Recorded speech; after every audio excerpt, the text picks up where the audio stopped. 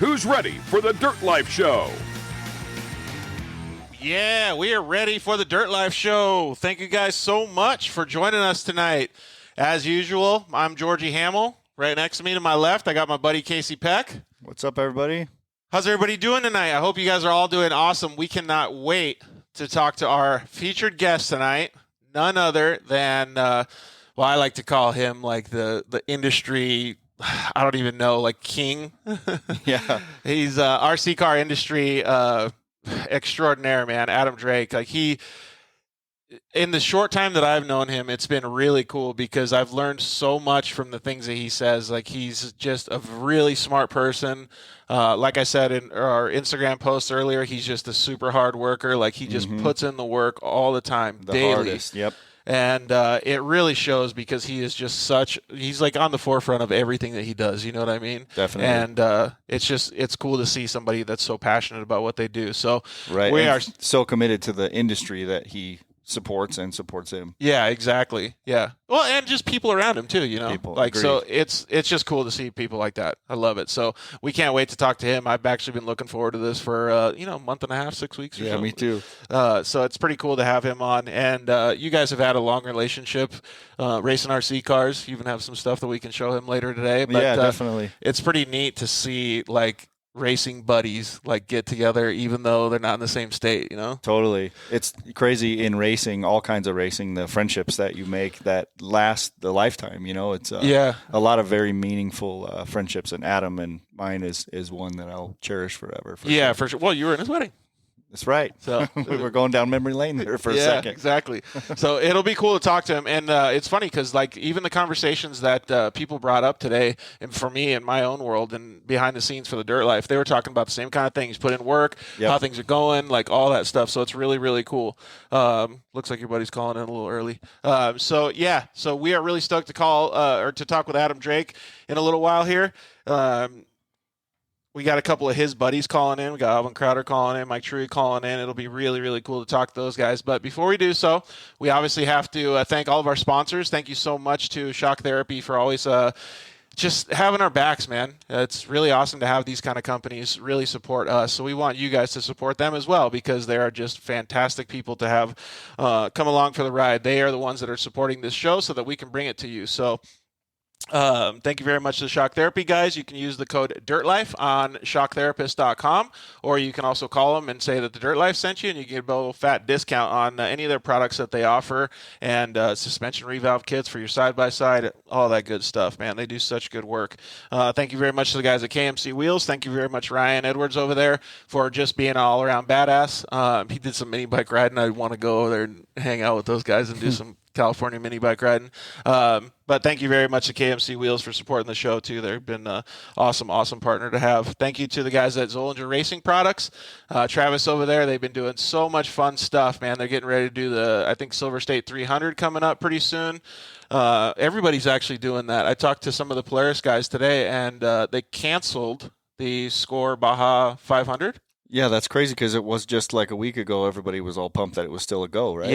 Yeah, and so they canceled it. Well, I got more news too, but oh boy. So they canceled the Baja 500. So, Brett Carpenter from Polaris was saying that I think he said there was 10 drivers in the normally aspirated UTV class and then like maybe 20 or 30 in the turbo class, and now everybody's coming over from the Score race to race the Best in the Desert Silver State 300 now, and it like doubled all the entries. Oh, nice. So everybody's like scrambling to get to the race and do all kinds of cool stuff. And that's cool. Our buddy Craig Scanlon, that was on episode 41 or no 39 maybe. He's gonna go race Silver State 300 too. So that'll be really cool to see him do well in that. And the guys that support that. Rugged Radios. Thank you very much to the guys at Rugged Radios. Use the code DIRTLIFE over at the Rugged Radios website. You can save get a big old fat discount over there.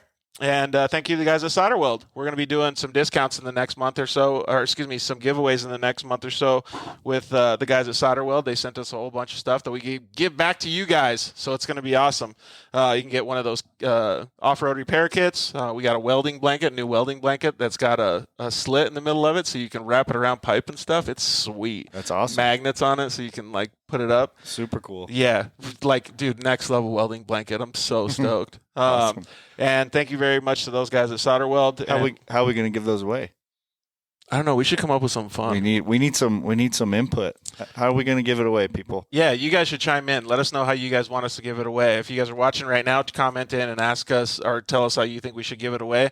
And if you're not watching, you're listening to it on iTunes, you want to direct message us and let us know how to give it away, you can do that as well. You can always keep up with us on social media and at the Dirt Life Show on Instagram. That's the best way. And obviously Facebook and Twitter too. Like I always say, nobody uses Twitter, so who really cares about Twitter? So just hit us up anytime. Like I said, we want to always thank everybody for being such an integral part of the show, man. You guys are awesome. The amount of messages and everything that we've been getting lately is it's mind-blowing. Like I was talking about it to Brett Carpenter today. It's just so cool to see how much interaction and how much people are really liking the show. So we're going to be in 2 months from now. I have my work cut out for me. I got to get a bunch of statistics ready and do a whole bunch of cool stuff to make sure that we're doing operating the business portion of the Dirt Life Show properly. And maybe we can get some more sponsors on and keep this show going for everybody to keep hanging out on Monday nights, 6 p.m. So, thank you guys very, very much. We really appreciate it. So like I was saying, dude, they canceled the Score Baja 1000 or Baja 500 because of the COVID stuff. And Lucas just released for the Lucas Off-Road Short Course Series, they're not going to have Pro 4s anymore. Really? Yeah. They're only going to have the bigger classes. So all the Pro 4 guys now are going over to the Midwest Series that Johnny Greaves has, and there's tons of Pro 4 guys now. So, basically Lucas wrote their own ticket and is going to, that's going to kill the whole, so the racers, right, and Lucas Series, you obviously want to cater to the racers because you need more racers to get more fans, right? Sure. But the fans go to watch the Pro 4s. Right. That's the headliner, right? It's always the coolest race. Right. I get why Lucas did what they did. I understand it. Because Pro 4s, there's usually, let's just say, 5 to 7 of them out on the track. But you can't really have very many more than that because they're so freaking gnarly, right? They take up so much track and they're right. But the problem is at the end of the race, there's only 2 or 3 of them left because they all break down. 4x. Yeah, because they break their drive lines usually. But the craziest part about it is that Lucas pretty much wrote their own death ticket.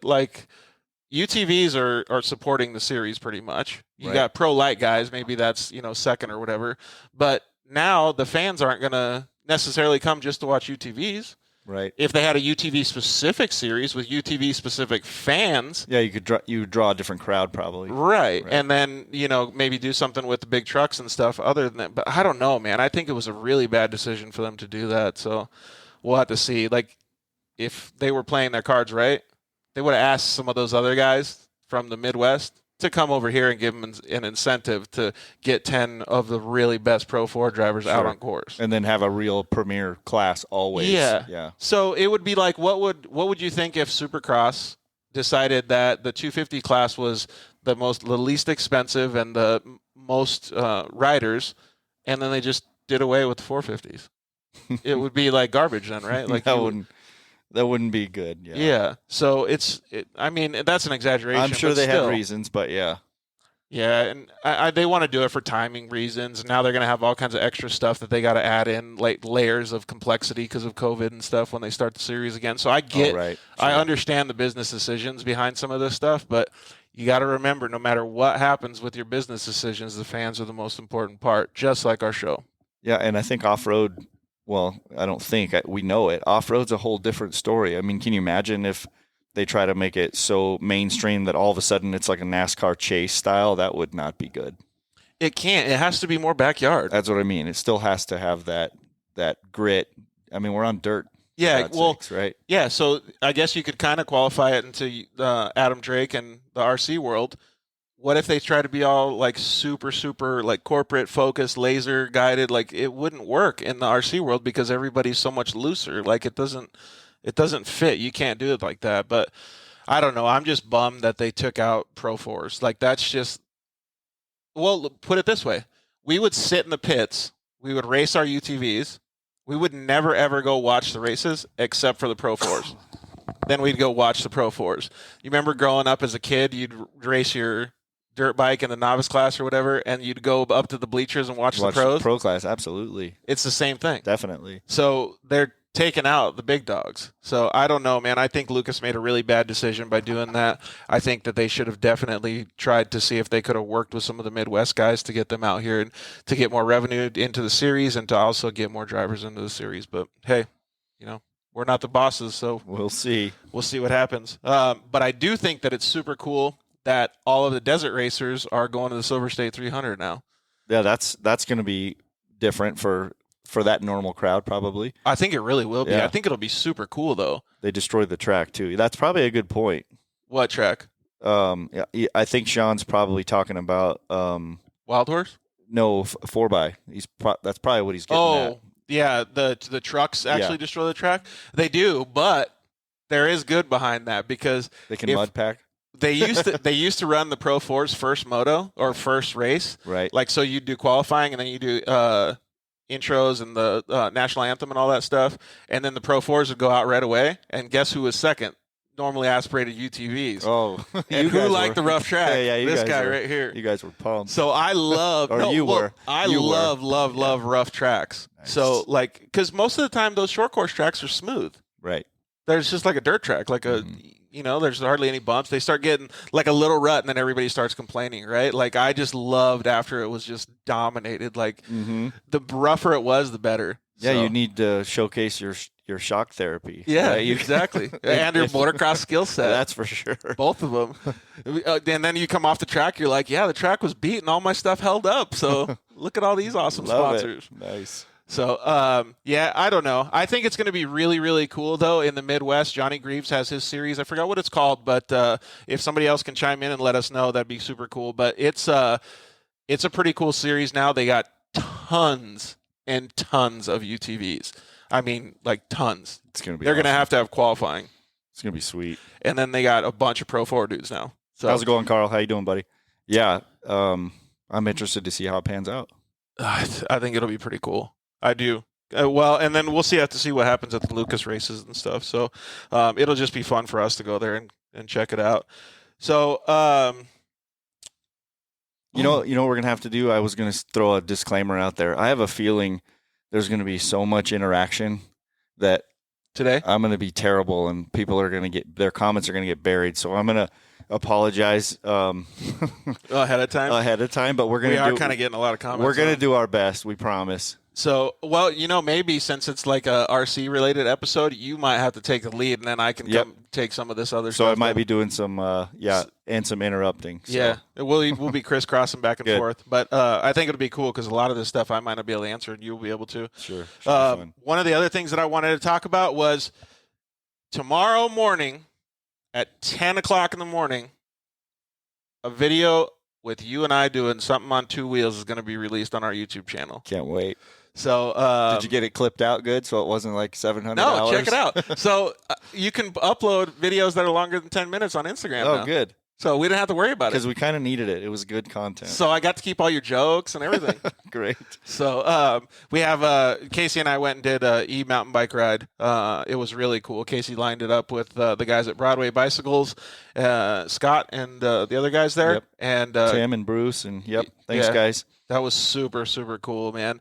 And I put in the title of it or whatever, the smiles from ear to ear, like what you were saying. Yep. Dude, I had a smile on my face the whole freaking time. Yeah, you were awesome. That was great. It was good to see you out. It was really cool. And like we talked about it a little bit too. The e-mountain bikes are like all the hardcore guys are going to be like, "Oh, dude, those are so gay." Yeah, I hate you. Get out of here. I tell you what, man, for somebody like me that can't pedal and get all the torque out of a regular bike, it was like the most liberating, awesome feeling to be able to go out on those trails and not have to worry about making it up some of those hills. Agreed. They definitely have their place. Dude, they really do. So I was pumped, man. So I can't wait to see if there's an option for me to get one of these days. It'll be awesome. So it'll be super cool. And thank you so much to the guys at Broadway Bikes, dude. Those guys kick ass for being able to get me out there and do that. So, like I said, tomorrow on our YouTube channel, there's going to be a video that's being released with Casey and I having a good time. So it was pretty cool. And, your camera worked pretty dang good, too, with that gimbal. Yeah, that was nice and smooth. It really was. I think I had something going on with the resolution, maybe though. Yeah, and when you dropped off that big old cliff, it like rattled your camera all hard. Yeah, I went upside down. I hit it. Yep. What were you leaning off the back of the bike all hard? Yeah. That's pretty awesome. So yeah, you guys will definitely have to check that out. Get us some numbers on that YouTube video so we can get that bad boy up and get some promotion out of it. Yep, and help us say thanks to our buddies at Broadway Bikes for helping us out. And since we can post it on Instagram, I'll probably post it on Instagram maybe Wednesday or something too. So that was super fun. So I'm so glad that we got to be able to try that out. Well, so is your buddy Alvin going to call back in? Yep. Okay, cool. So I'm pretty stoked to be able to talk to Drake because, well, first of all, he's just an awesome dude. But I got to go RC car racing on Saturday. That's right. Yeah, so that was pretty fun. Awesome. Looks like we got Alvin calling in right now, so we'll get Alvin on the phone. Alvin, what's going down, dude? What's happening? How you doing? Good, bro. How are you? Hey, buddy. It's been a while. All right, I'm all right. Hanging in there. I can't wait for this. So I know you have some awesome things to share with Adam, and since we don't have like 12 hours, I know you're going to give me the best 15 minutes of our life right now. Man, listen, it's everybody think that dude's all about business, which he is when it comes to RC, because we all know he's the godfather of this. You know, Yep. not taking anything from other greats like, you know, Brian Kinwald and Masami and, you know, the old school, you know. But Yep, absolutely. Adam's a joker. He's definitely a joker. I know. I don't think a lot of people know that side of him because, like you said, he is so business. In fact, sometimes you can't tell. He's so serious when he's pranking you that you don't know that he's kidding around, right? He's got steel face. He does. That's cool. But poker face. Yeah, he is an awesome dude though, for sure. I want to hear some stories though, like some fun stuff. Man. I know for sure that Alvin's got some good ones, and I'm sure they're on deck. I can't wait, buddy. What kind of stuff have you been doing with Drake that's so awesome that we want to hear about? Is Alvin still Say there? that again. I'm sorry. Can you hear us, Alvin? Yeah, I can hear you. I'm in my car because it's kind of loud in the house with the kids. Oh, okay. With your coworkers these days? Yeah. Yeah. No, the kids. I'm at home. I'm off today, so I'm just trying to put it on the my Bluetooth. Oh, right on. Hold on one sec. So, I'm sure you got some pretty fun stories with Drake, huh? Yeah, man. Like, you know, Mugen Challenge, for instance. You know, I get to LCRC. You know, 6.5 hour drive from Boston. You know, I'm tired. You know, and I'm always like, you know, I always treat Adam. You know, he's a good friend. So, you know, I'm tired. I check the hotel.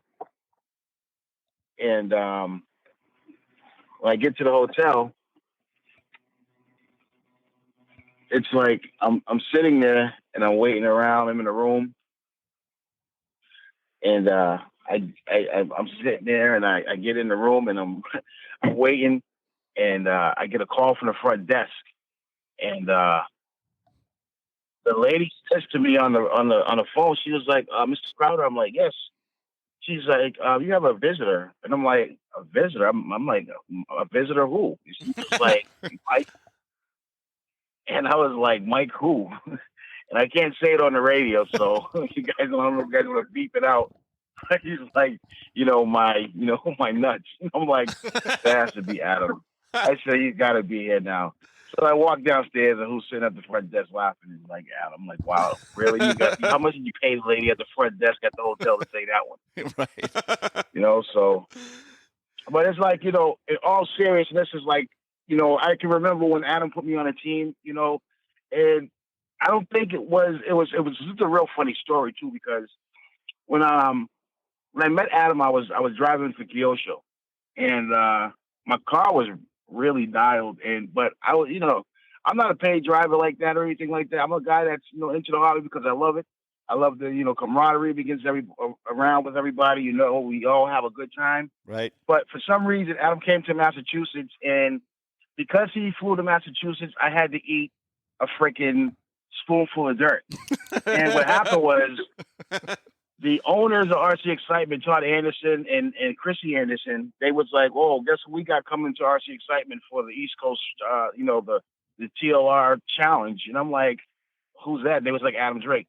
I'm like, "Adam Drake is not coming all the way to Massachusetts to race on this track. No way, no how, it's not happening." They said, "Yeah, you serious?" I was like, "Yeah, I know I'm serious." So I said, "I bet you I'll eat dirt if Adam Drake shows up at this track."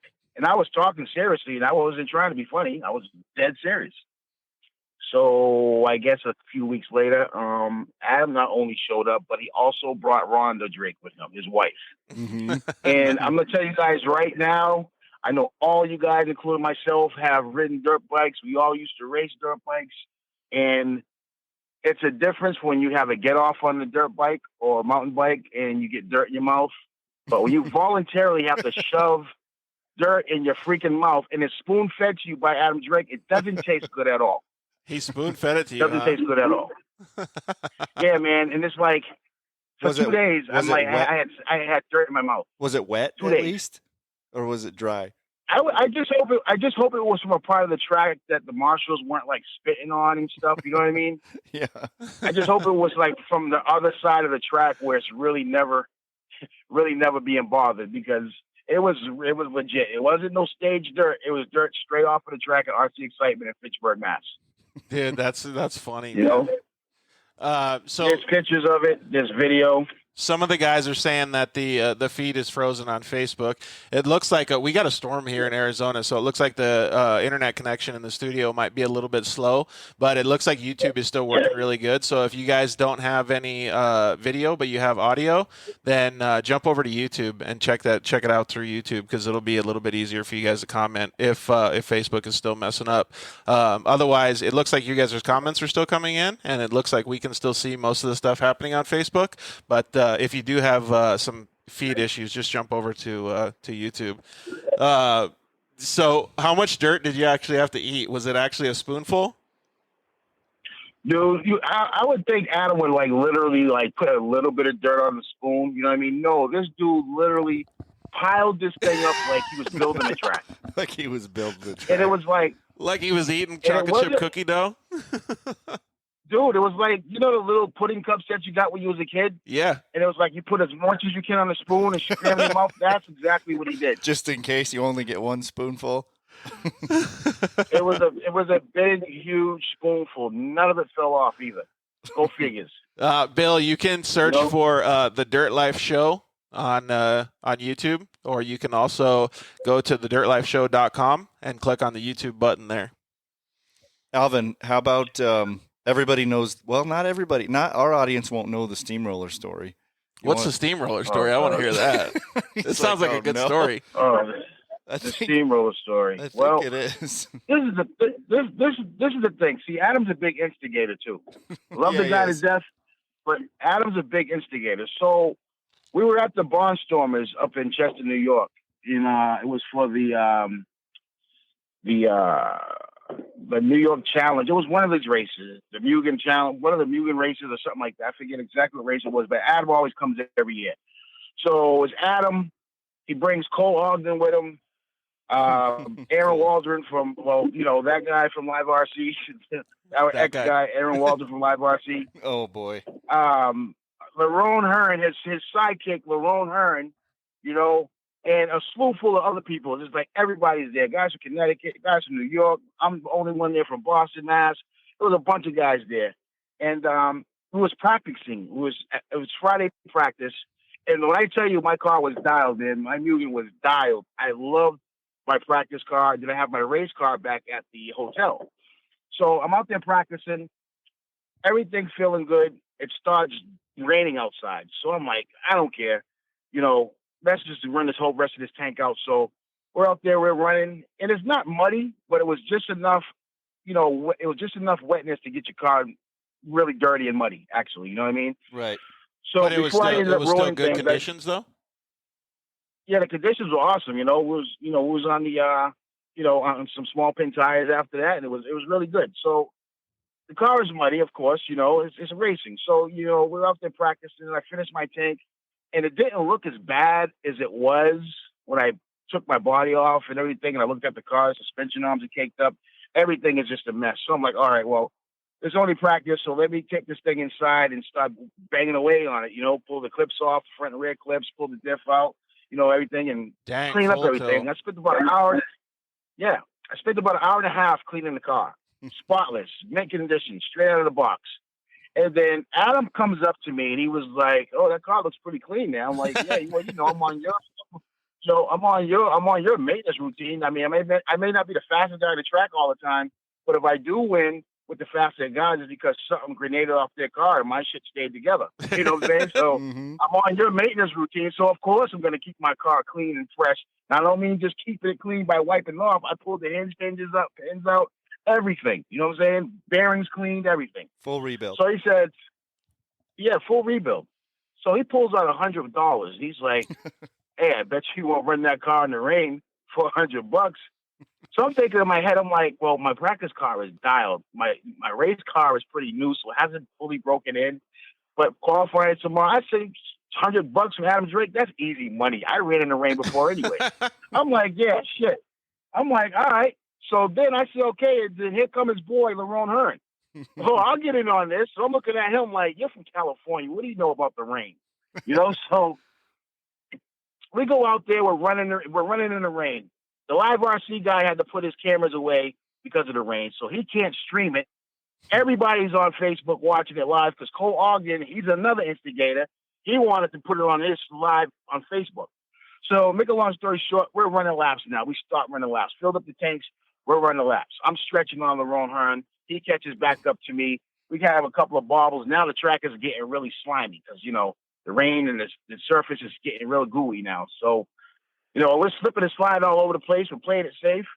And then pretty much Rohan wanted to take advantage of the track being soft.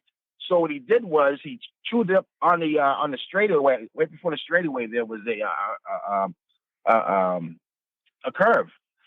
And right after this corner onto the straightaway, before the straightaway, the corner got really choppy. So he wanted to chop that up, tamp it and then smooth it, make it nice and smooth. Get it all cleaned up for tomorrow. So he does that.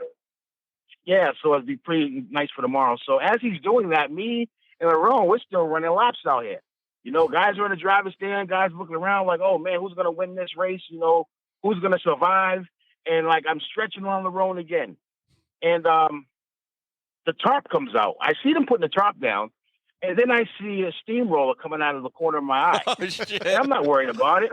I'm like, whatever. So Rohan's getting a steamroller out, and he's like, obviously put the tarp down so he can flatten everything out so it doesn't get stuck to the roller wheels. And you can hear Adam Drake say something like, "Somebody's gonna get steamrolled," and literally, karma hit. Exactly, probably 30 seconds after he said that, after I come over this triple, over this tabletop, and I come back over the back double, back onto the front, the roan's in front of me because I had crashed. And Pete Martinez, one of the guys out there that was marshaling, he throws my car down in front of Lerone. I shoot past Lerone and in the same corner. Now we're on top of this blue tarp. And I gun it to pass him. As I gunned it, my car completely slid sideways. Like ice racing, parked right? itself. Yeah, exactly. Parks itself perfectly in between the two rollers. Okay? And Rohan had no idea that my car was under his rollers because it's got stuck. The roller got stuck, so he's like, backwards, forward, backwards, forward. And I'm like, my facial expression was like, I know that did not just happen.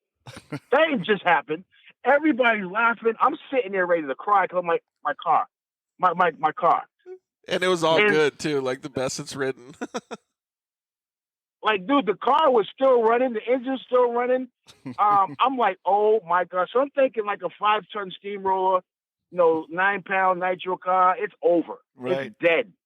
And this thing literally was still fired up. Jeff Kaufman, he runs over, grabs the car. He throws the car back down, and I'm taking off. But I noticed that my front end was slammed down, all the way because the only thing that happened was a broken shock and the broken shock tower. That was completely it. That was it. The only thing. Completely ran over by a 5-ton roller.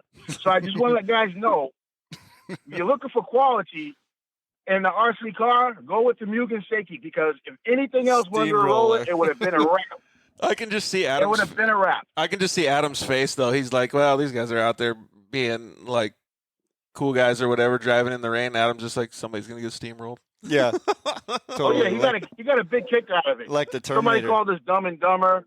All kind of. I was like, wow, really? I'm glad.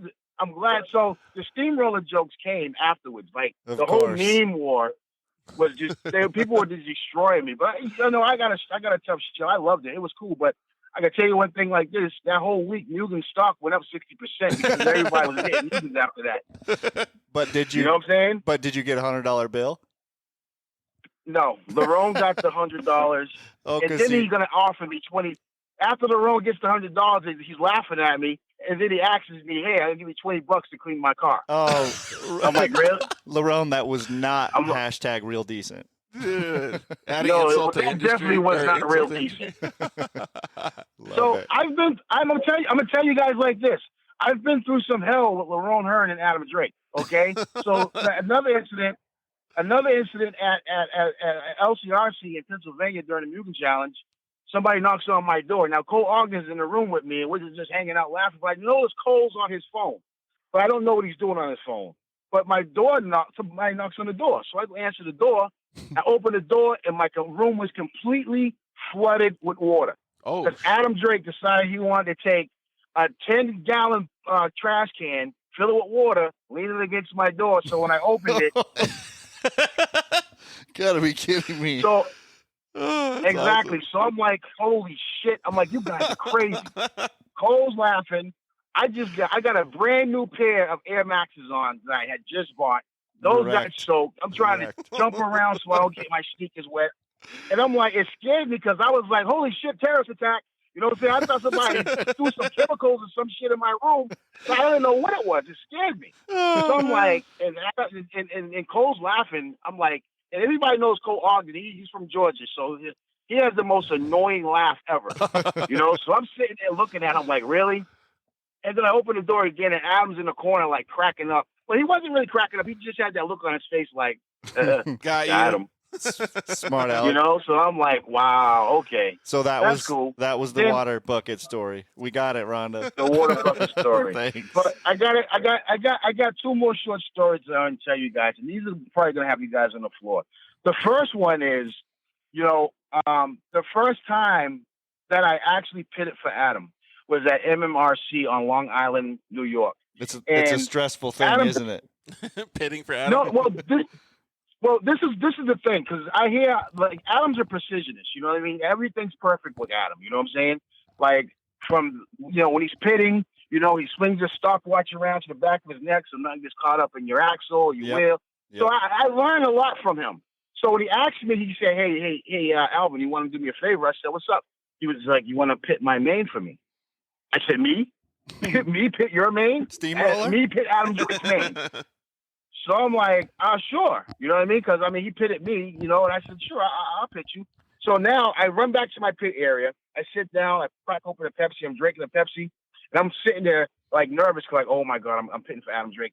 This dude is like, he's serious about this. Is what he does for a living. I cannot mess this up. I have to be focused. I got to make sure that when he tells me he's coming in, he's coming in. I got to make sure I keep an eye on the stopwatch. Everything's perfect. Now comes the main. No pressure, though. Adam's on the board. He's on the block. I've got him on the block. I throw him down so we go up there and practice. I'm making sure I got my fuel bottle full. I got my secondary fuel bottle full. I got my. This is my the most prepared Alvin's ever been in his whole life. Yep. Dude, this is the most prepared I've ever been. I'm not pitting for Jay Bless. I'm not pitting for somebody. You know what I'm saying? I'm pitting for Adam Drake, man. I'm like, holy shit! I'm pitting for Adam Drake. This is my time to shine. So everybody's like, dude, you're pitting for Adam. You better not mess up. You better not mess up. Nah. I'm like, I got this. So mind you, now the race starts.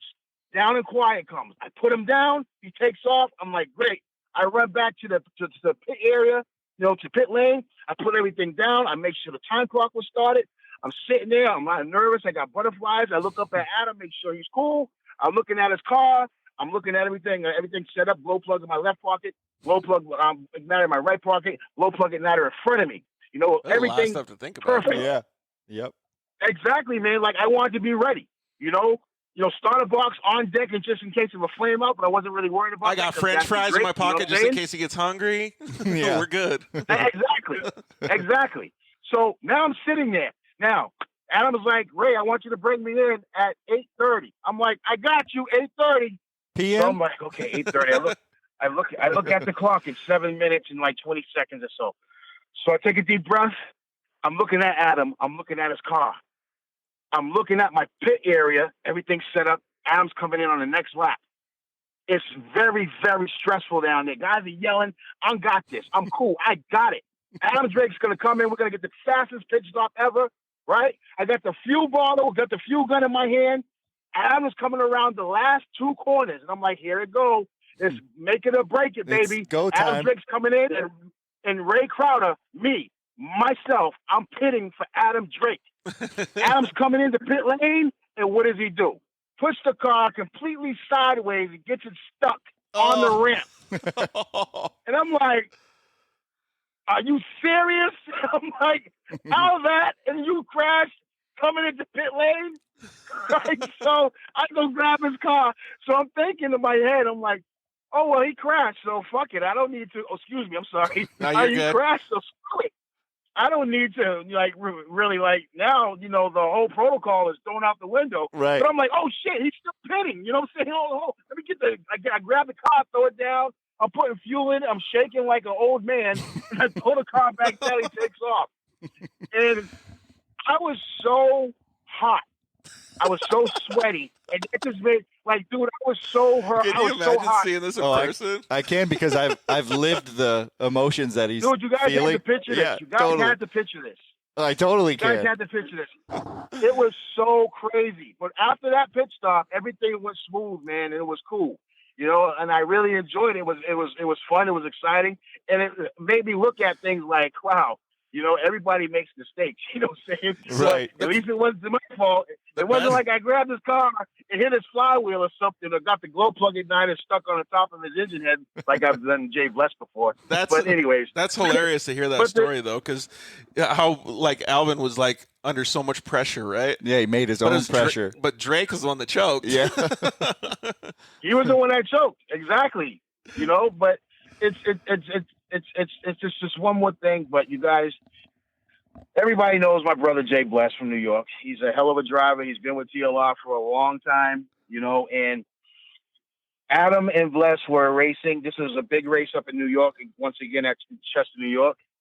And it was like Ryan Lutz or something. Adam ran out of fuel a couple of times because he had a pit guy that kind of was like, you know, not filling his tank all the way up. So, but Bless ended up getting in front of Adam. And it was crazy because, you know, Bless is a pretty good driver, but, you know, Adam drives, and then it's like when he gets under pressure or he's like falling back, I don't know where Adam gets it, but he has like, yeah, like he Adam's driving at 100 next level. Yep. Yes, like when you think he's driving at 100, it's like he drives at 120. Like, right. Where did he get it from? So I'm pitting for Jay Bless. This other guy, Johnny Blaze, is pitting for Adam, right? So I'm on top of the game right now. I'm pitting for my brother. I want my brother to do well. I'm hearing Rohan announce everything over the loudspeaker. Jay Bless is now in second place behind Adam Drake. I'm sorry, in third place behind Adam Drake. So it's crazy because I'm like, wow, Bless is really catching up to Adam.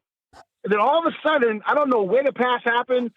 I know Adam ran out of fuel once or twice in that race, but Bless was being chased down by Adam now for the third spot. Okay? And now you got Adam in fourth and Bless in third. You don't want Adam behind you because now you know you got Adam Drake behind you. Yep, this dude is not coming all the way from California to get beat by Jay Bless. Okay, it's not happening. I'm stressing out, and I'm not even driving. Bless is driving. I look back at Jay. I look back at Bless, and his bottom lip is hanging so far because he's concentrating so hard. And I can imagine I can imagine how he feels. He got the Drake behind him, chasing him down for that podium spot. Yeah. You know, Ryan Lutz was dipset. Ryan Lutz had like 20 seconds on, you know, Alex K and Bless. You know, now Drake's chasing Bless down, so you know the pressure that Bless was feeling. So all of a sudden, Bless starts yelling stuff down to me. He's like, Ray, what time is it? I'm like, just keep driving. I got you. All right. He's all worried. He was like, Ray, when am I going to pit? Keep driving. I'll call you. You got a few more laps, 3 more minutes. Just keep driving. Stop tripling. Stop doing that jump. Stop whipping and nay-naying off that jump. And he's like, get aggravated because he thinks I'm making jokes. I'm not. I really want him to focus. Right. Because one mistake, it's over. Adam's going to pass him, and it's over. This is Bless's big moment. My big moment, too, because I'm pitting for him. Right. Right? The funniest thing that you guys are going to laugh at right now is when Bless said to me, he said, Ray, where's Adam at? I said, he's standing right next to you. He's like, no, stupid, where's he at on the track? I'm like, oh, he's like, I don't know, 5 or 6 seconds behind you. He's standing right next to you. I so love Bless it. is getting so mad at me. He's getting so mad at me because him and Adam was standing together on the driver's stand. So when he asked me, he was like, Ray, where's Adam at? And I was like, what do you mean? He's standing next to you. And I really didn't mean to say it like that. I was just so nervous for him. You know what I mean? Right. But Bless actually did good. He hacked his way to a like, third thanks, He place. hacked his way. Bless always You know? Bless always been a good driver for sure. He's awesome. Hell yeah, man. That's my brother, man. I love him to death, man. You know, it's like I learned a lot from Bless. You know, Bless plays around, I play around. But one thing I can say about Jay is, like, you know, he can be aggravating at times, but, you know, he's a real good dude. You know, he's a real good dude. And I consider myself, him, you know, Adam, and the whole guy, all the, you know, Rohan, the whole crew up in New York, man. We're all family. When Adam comes, we're all family. You know, Adam Drake is the only dude that I know that can walk through the Bronx with a Mucus safety shirt on and, well, nobody bother him. You know what I'm saying? So the best part about those stories, though, is like, sure. Like when hearing him talk is like, he didn't once mention results. He didn't once mention like it's just crazy. Been it's like what you actually remember. Like we always talk about on the Dirt Life is that like you remember those individual stories and the good times that you had, or like a really good race, or you know, like when you came from behind, even if you didn't win and stuff like that. Like those are so cool to have all those memories. And what's so cool about racing too is it brings so many different people from different parts of everywhere and different backgrounds together to be buddies, right, Alvin? I mean, who would have think, thought, who would right? think that racing RC cars, you go all the way across the country? Right, exactly. Totally. Exactly. And that's the thing. It's like, you know, you got so many guys out here that are just awesome drivers, man, that, you know, they're so underground, you know, and it's like, you know, like I said, I would never take anything away from the old school legend guys. You know, you got Saxton, you got, God rest his soul, man. You got Brian Kenwald. Yep. You know, you got guys like Masama. You got Drake. You know, you got all these great guys. But to me, Adam, I believe, was one of the biggest icons in RC because he's so involved and he saved a lot of people. Totally. Yeah. What I mean by he saved a lot of people, like I'm gonna tell you guys like this. Like I said, I'm not the fastest driver out here. There's a lot of fast guys. And Adam saw something in me that, you know, like I was saying, I was driving for Kyosho at the time. And Adam straight up looked at me and was like, hey, I drove his car and his car was awesome. I loved it. You know what I mean? So he literally gave me one of his TLR shirts. I wore his TLR shirt at the race, driving the Kyosho car. And then when he got back to California and did some things, we talked, we emailed a couple of times, and he ended up sending me a contract to be on a part of one of the most prestigious teams at the time, which was TLR. And I was so happy and proud of it because now I'm like, oh, cool, man. You know, I'm part of this. I'm part of being on a team that I always looked up to my brother Bless, that he's been on. You know, great guys like Steve Plakis. You know what I mean? That races TLR out here on the East Coast too. You know what I mean? Definitely. So it's like, you know, I was really happy to be Mazzara. I was happy to be a part of that, and I wanted to learn. I just didn't remember want having those same feelings for you when you got started getting up the ranks and working your way up that too. Right. That's so cool. Yeah. It was because I learned a lot from him. You know what I mean? It's not like I called Adam every night. Hey, Adam, what weight oil am I putting in my dips and this and that? No, I just learned the car. I'm a mechanic by trade. I fix buses. So it's like the RC car thing is really helped me out in my job, and my job has really helped me out when it comes to RC because you have to be mechanically inclined to get your stuff perfect. Right. Yeah. And in all racing. And like I said, there's so much more to Drake because he's not just a racer. He's a developer. He's an engineer. He's a husband. He's a father to his dogs. You know what I mean? Yep. It's more to Drake. And Adam's very modest. He's very shy at times. But don't get it twisted. He'll have your hotel room. He'll have your hotel room smelling like a dirty sock because the water hasn't flooded it. And by the way, when we was at the track the day after that, I guess the lady that goes in to clean up your hotel room, she reported it. She said the floor is wet and it's all over the place. So they called my phone. Yeah, they called my phone. So Cole Auger answered my phone. I was out on the track practicing. And Cole comes back. He says, "Hey, Alvin, the hotel called and said something about you need to call him because I bet something's going on with the room." So I'm like, "Holy shit, this room! I'm gonna have to pay this thing." Thanks, Adam. Right? So I called the hotel, and they're like, "Mr. Crowder," I'm like, "Yes." They were like, "We are so sorry. The maid came in to clean, and we must have had a bad leak from the toilet or something, and blah blah blah." So I got all my stuff, and they were, "Is it okay we move?" I said, No. Don't move none of my stuff, please. I don't want to be on the third floor because they was going to put me on the third floor. Right. Now, anybody that races RC or travels, you want to be lugging your shit up and down the stairs every night. Yeah, you know what I'm saying? Motocrossers so too. No, it's okay. Yeah, exactly. So it's okay, you know what I mean?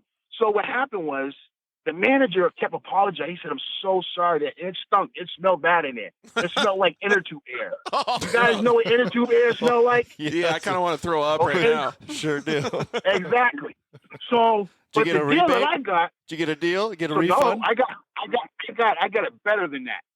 So the manager's talking to me, and he's saying, "Hey, so this big race that you guys do every year up here, it's a big prestigious thing." I'm like, "Yeah." He said, "Listen, man, I'm really sorry about the flood we had." I'm like, "No problem." But in my head, I'm like, Adam Drake is being bad. You know what I'm saying? So what he did, he says, "Are you coming to this race next year?" I said, "Yes, I am." He gives me his card. He writes his cell phone number on it, and he says, "When you come next year, I'm going to give you your room for free for the whole weekend." Dang, sweet. So I'm like, talk about a paid driver. Thank you, Mugen and Adam Drake.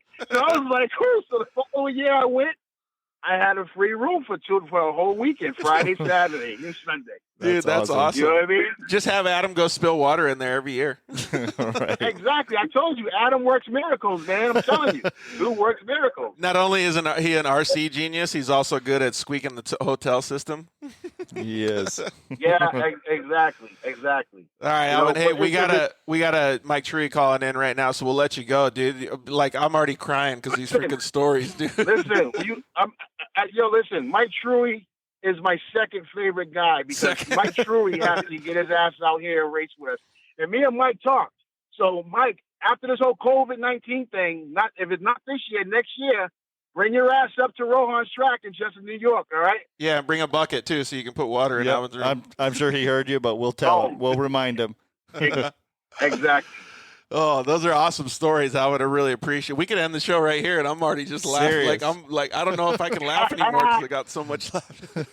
I don't know, man. You guys might need 2 or 3 episodes with me because I got a lot of stuff to happen. Thanks, homie. We really appreciate you giving us a buzz.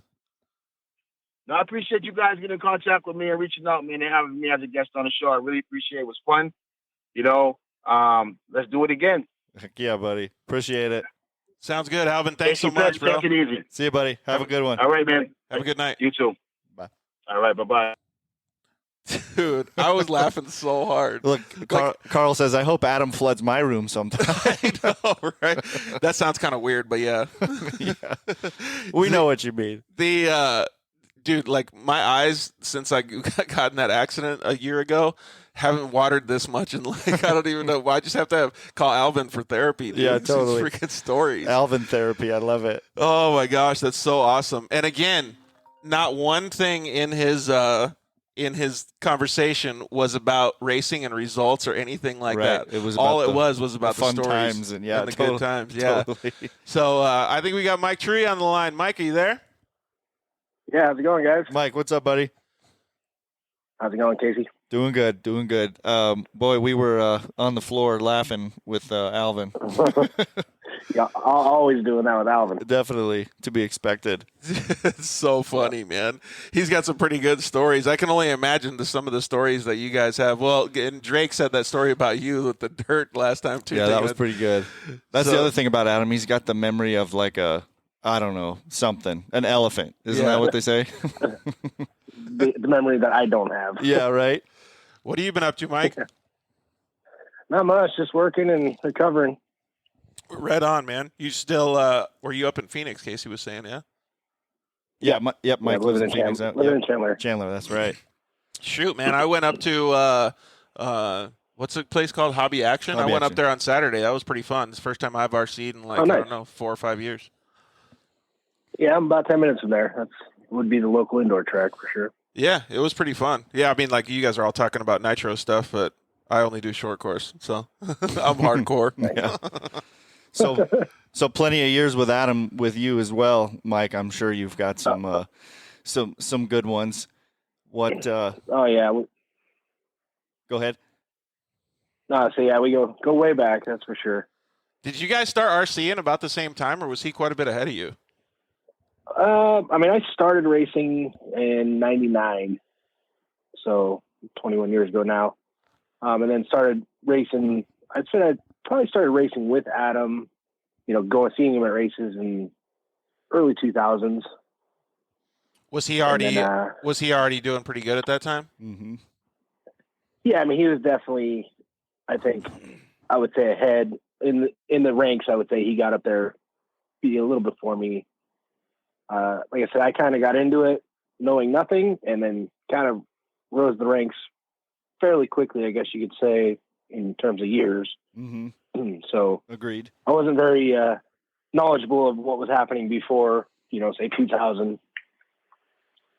It was something I kind of got into it kind of blind. I did a lot of the airplanes and helicopters and stuff before cars, and then worked at a hobby shop, and when did you someone start there was like, "Oh, let's go race cars."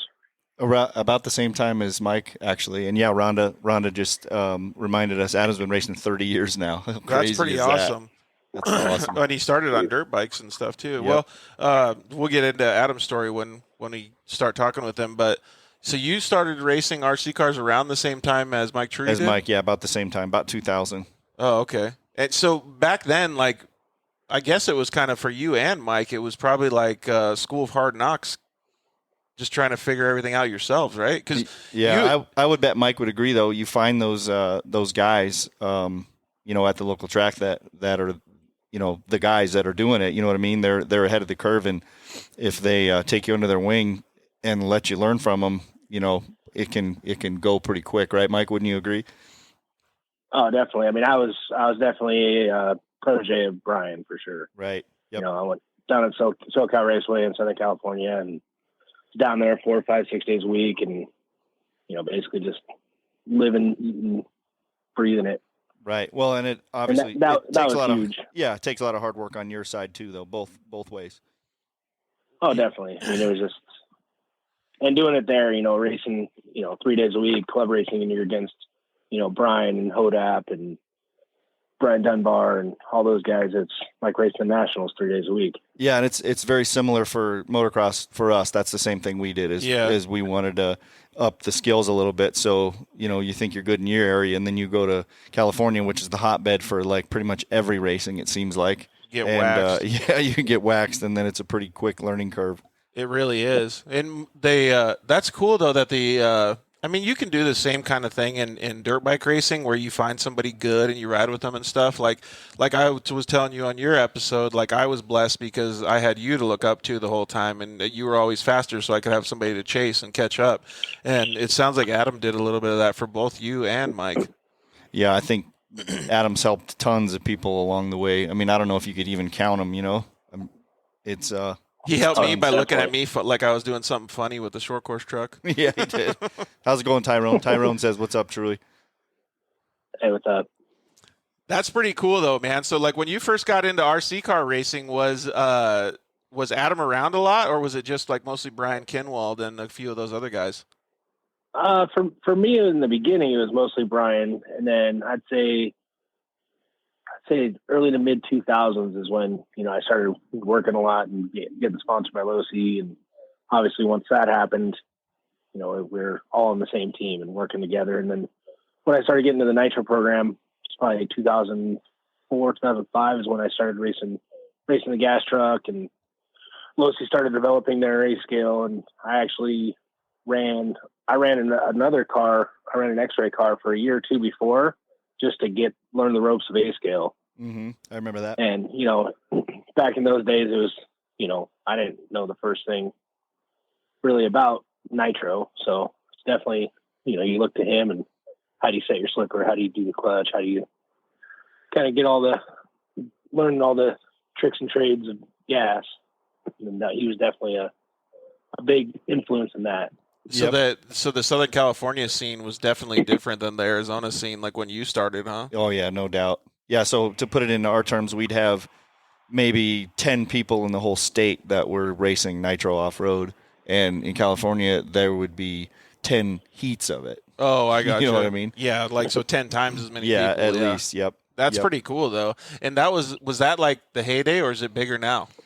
I don't know, Mike. What do you think? I think Rhonda would probably agree that there was definitely a golden age there for a little while, probably 2007 or 8 till about maybe 12 or 13. What do you think?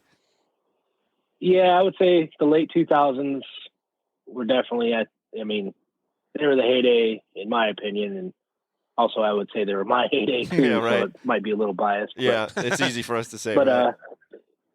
I don't know. It's just the races seemed more prestigious. More, you showed up to the race and it was kind of more awe to it than right there is now. I mean, a lot of the races now they do very good and they put on a good show and they have, a good track, good, the presentation of the area is good, but just the race itself, I think back then it was more exciting for the fans, more exciting for the people to watch. And right. I don't know. Maybe, like I said, maybe a biased opinion, and maybe because it was still newer to me, but I definitely think that would be my biased opinion is when all you guys had short course 4x4 SCTEs. Like that was my favorite. You were pretty pumped on that. Yeah, I didn't even care about anything else. I just go watch it. Then I'd be like, "Dang, look how fast your guys' cars go." Yep. Rhonda says 2003 to 2012. Dude, that's way too big of a gap. That's pretty big. I'd agree.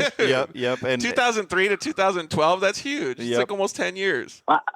How's it going, Eric? How you doing, 12. buddy? Yeah, right. So just because that's when the 8 came out, I think the 8 really revolutionized A scale. Yeah, I would agree. And I remember you saying something about that. Yeah. And it brought in Associated too, because it was like a Ford Chevy thing. So it really brought all of the hardcore electric guys into both sides, because now it wasn't such a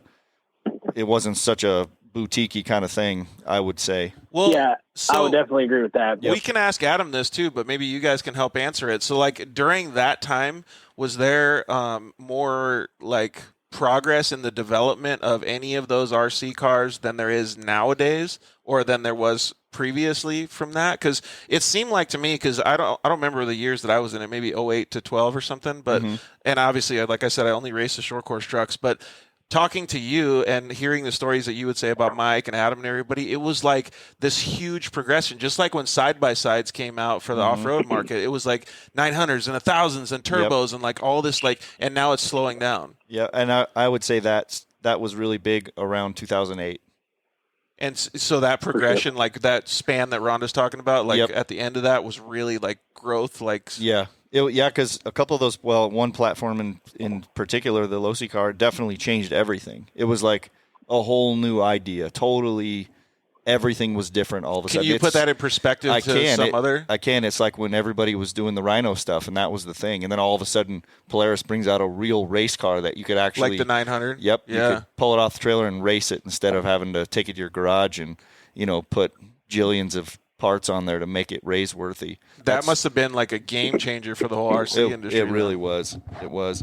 And I think it still progresses, but not at that rate. Yeah, same with the side-by-side stuff. No. Yep. That's pretty cool. Yeah, I mean, the Losi car in 08, that was the first car that actually, I would say, had real suspension. Every other car before that, the chassis was suspension. Yeah, it totally was. You have any funny... bottomed out of everything. Oh, Casey can read that comment from Alvin, but... I would agree with Rhonda. Rhonda says when only the elite were sponsored, and that's not a knock on anybody, but it's for sure, it was a different time. Different time. And then, Alvin, Mike, this will mean something to both of us, you and I. Crowder says, let's not forget Truey almost won the Worlds in 2008 in Charlotte, North Carolina. Oh, I remember that. Yep. That was dream team for us that time. I'll never forget that one. Oh, that was great. What happened? Car was good. Why do you say almost though? What happened? Just a couple of issues. He probably doesn't want to bring it up, but he dominated qualifying. It was really cool. We had a good time. That's cool, man. Do you have any specific stories about Adam that like happened at any of the races and stuff? Because like when Alvin was talking about it, we didn't even hear anything about results or winning or anything. We just heard a whole bunch of funny stuff. Yeah, fun times. Oh, there's lots of stories on track, off track. I mean, like I said, we traveled the world together, and back in those heydays that we're talking about, it was fun. The biggest thing that I enjoyed was, you go to the race and it was, you want to call it the dream team or whatever cliche thing you want to say, but we show up and, obviously your goal as a racer is to go and try to win a race. But at the same time, I think both of our mentality was, we both wanted to win, but if we couldn't, we wanted to make sure the other person could. Yep. And it was something that we were pretty successful with doing. We'd go to England and race on an AstroTurf track, and, I would struggle in truck, but we'd get Adam to be, fast in truck and win that. And then it would be, vice versa in buggy. And as long as we could walk out of there, bringing home the trophies on the plane back to the United States or, back to California, like that was kind of our mutual goal. And I think, for me, I was pretty much just as pumped to see him win races as I was myself. And that was the fun part of it. And the camaraderie there was definitely high. One of the things that I remember like thinking when I first started talking to you about like, and you were obviously talking about Truey and Drake and all those guys, but I kept thinking to myself like, wow, like this is like not just something that people go down to Radio Shack and buy and play with. Like this is like a legitimate,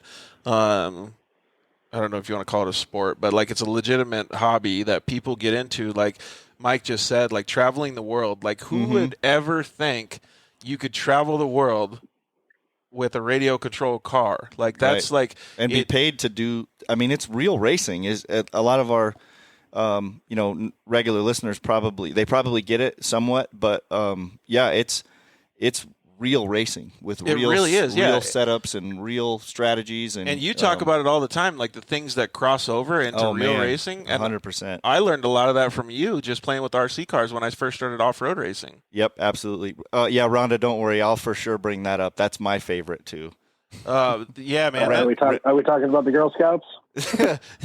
Yeah, we're gonna stop there. Yes, rental van. Yep. So, rental van. Okay. That was going to come up here later. Oh, of course it was. Of course it will. I can't wait. That couldn't go under the radar. No, definitely not. Everybody has known something about that at one point or another. I don't know what the final story was. Was it the format or what was it? Yeah, right. What? I can't wait. So some of this stuff we got to be a little bit more descriptive about because a lot of our listeners don't know anything that you guys are talking about. So we have to be a little bit more specific. So there's an awesome rental van story, and every this goes along crosses all lines of racing. There's always a rental car story, right? And I'm pretty sure Adam's is the best. So I can't wait. We'll ask him about that story. Oh yeah. Okay, good. It'll be great. Let's let Adam describe the exact events. Because then you won't get in trouble, Mike. It's great. I'll never forget the phone call. We'll see exactly. Yeah. I don't know what the true story was. He'll let it out. Yeah, good. Awesome. Well, thanks. Yeah, thanks, Mike. I appreciate you calling, and yeah, definitely. It's been good. been good ride for all of us. That's for sure. It's super cool to see, to see all you guys or hear all you guys talk and stuff again. I've only been able to maybe sit with you guys all together once or twice at a race like throughout the years, and it's cool to see like. It's like bringing the band back together, but like everybody's friends, you know, like totally. You could be gone for 20 years and then all of a sudden it's like, oh, hey, you're doing the same. Like, yeah. Hey, it's awesome to go back and reminisce on the good times, the good old days. 100%. Mike, give me your comment on this real quick, if you don't mind. Tyrone has a great question. He says, how do drones get on ESPN, but not RC off-road racing or RC racing period? What drones are on ESPN now? They are. And I think what they do what they do right is they bring in the what do we want to call it? The personal or the human side of it, because you're really watching that person, and then what they're doing is separate. I see. Where like when you do real race cars, someone's in a car, and you're kind of living it with them plus the race. Whereas for what we do, everyone's off kind of on a driver's stand sitting there, or standing there. So it's not. I don't know that you can bring that. Maybe that's the hurdle. We did it once with one of your short course RC cars. We put a GoPro inside there. It looked like you were driving it. That was pretty fun. That was really cool. Yep. That video got a lot of views, too. It did. It was fun. That was pretty neat, though, because then you could kind of see, like, and I think I videoed you up on the tower and stuff a little bit. Like, that was a pretty cool deal. It was cool. What do you think, Mike? Any chance of that? I don't know. I think the big thing with the drone stuff is they had the money behind it and people to go with it. I truly don't know how much following they have. Like, it's on there, but who actually watches it? Like, I'm into drone racing and I can't watch it. I had no idea it even existed. So we can next week on Monday we have Jake Ubetta, the drone madman. He's going to be on the show, so we can ask him for sure. Yep. Yeah, no, it's definitely an interesting thing there, and I definitely think that RC cars, have a chance, especially with all the stuff going on lately. I mean, how much of this iRacing, all the iRacing on TV and stuff. It's like, I know my girlfriend even sits there and goes like, "How am I watching this? But you guys can't get RC cars on TV." That's a good point. That's a good point right now. I didn't really think about that, but it definitely is a parallel of what's happening right now. So it might sound stupid, but like everybody's got the same outlook on RC cars, like big guys playing with toy cars. Like so everybody always thinks like, oh, look at how immature that dude is. But it's funny that I'm not into any iRacers out there. This is not. It's the same thing. Yeah, I'm not destroying anybody, but what I am going to say is that in that virtual world, you can do whatever you want with the setup, and for lack of better words, I'm sure it's just programming, right? But this is like a real mechanical skill. You know what I mean? Like, yeah. So there's crossover in both. Oh yeah, for sure. Yeah, and I think both are fucking awesome. Like, it is cool. I think they're badass. No doubt, it is cool. But the perception is what I'm talking about. Like drones are not toys? Question mark. So like the perception is just different. Yeah, it is. So like when you think of mom and dad and the family sitting there, and dad goes to buy a drone, right? That's not the same as dad going to buy a RC car to play with on the track. Agreed. And let's face it, Amazon's not delivering. Yeah, they don't have aspirations of delivering packages with an RC car, right? But they are trying to do it with drones. So I get it. It's definitely a different, draw, I guess, or exposure. Dude, that would be so sick though if RC cars were on ESPN. It would. That would be super cool. Maybe what we'll do, Mike, instead of having RC cars on ESPN, we'll create our own Dirt Life RC car show. There you go. There you go. A league. Yeah, that way we have our own little. That'd be the way to do it. I was told today that I needed to think a little bit more outside the box. There you go. That's pretty far outside. So, yeah. So we can come with it, and we can have drones filming too. So we'll have both. We'll have the best of both worlds. Stoked that you were able to call in, though, Mike. I really appreciate it. I appreciate you guys having me on. Heck yeah, buddy. All right, man. Well, we're gonna let you go. Feel free to chime in and talk a little bit of crap when Adam comes on too. Yeah, definitely. I'll be listening. All right, bud. Thanks. Have a great rest of your night. All right, you guys as well. Have a good one. See you, Mike. Take care. Later. Yeah. That was pretty cool that he called in too, man. it's weird where some of the subjects go. Like it is right where you actually see things like because it's so insane how people think so much different, and well, and Alvin's stories are just pretty awesome too. Yep. So all right, well we're gonna go to commercial break, and we will be right back with Adam Drake. So please stay tuned and get your questions ready. We'll see you guys in a second. Zollinger Racing builds the best aftermarket products available. Products for your UTV or snowmobile, including billet radius rods, billet tie rods, billet steering knuckles, billet steering racks, alternator kits, and much more. All manufactured in the United States in-house at their headquarters in Nibley, Utah. Travis Zollinger and his team test in some of the most brutal conditions, racing in places like the Best in the Desert Mint 400, Ultra 4 King of the Hammers, UTV World Championships, and many more. Visit ZollingerRacingProducts.com and use the code DIRTLIFE to get 10% off your next purchase, and join us on social media at Zollinger Racing Products to see our products in action.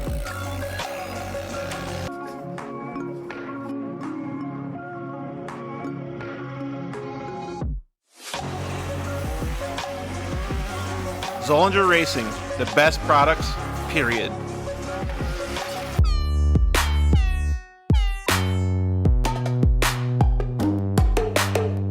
Hello, I'm Justin, the founder of Shock Therapy.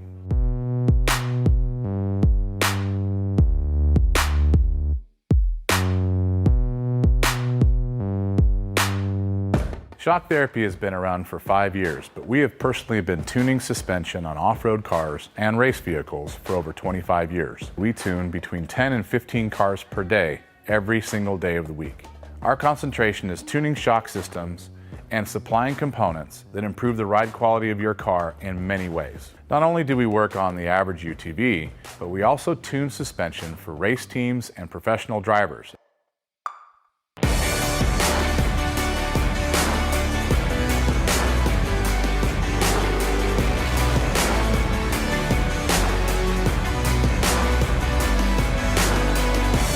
We currently tune for over 87 race teams in Best in the Desert and SCORE. Our clients and race teams rely on our suspension components to allow them to win races and keep them safe. Suspension is a moving target. We are always trying to hit that target with every customer that we work with. Each customer's needs can be different, and we tune our kits accordingly.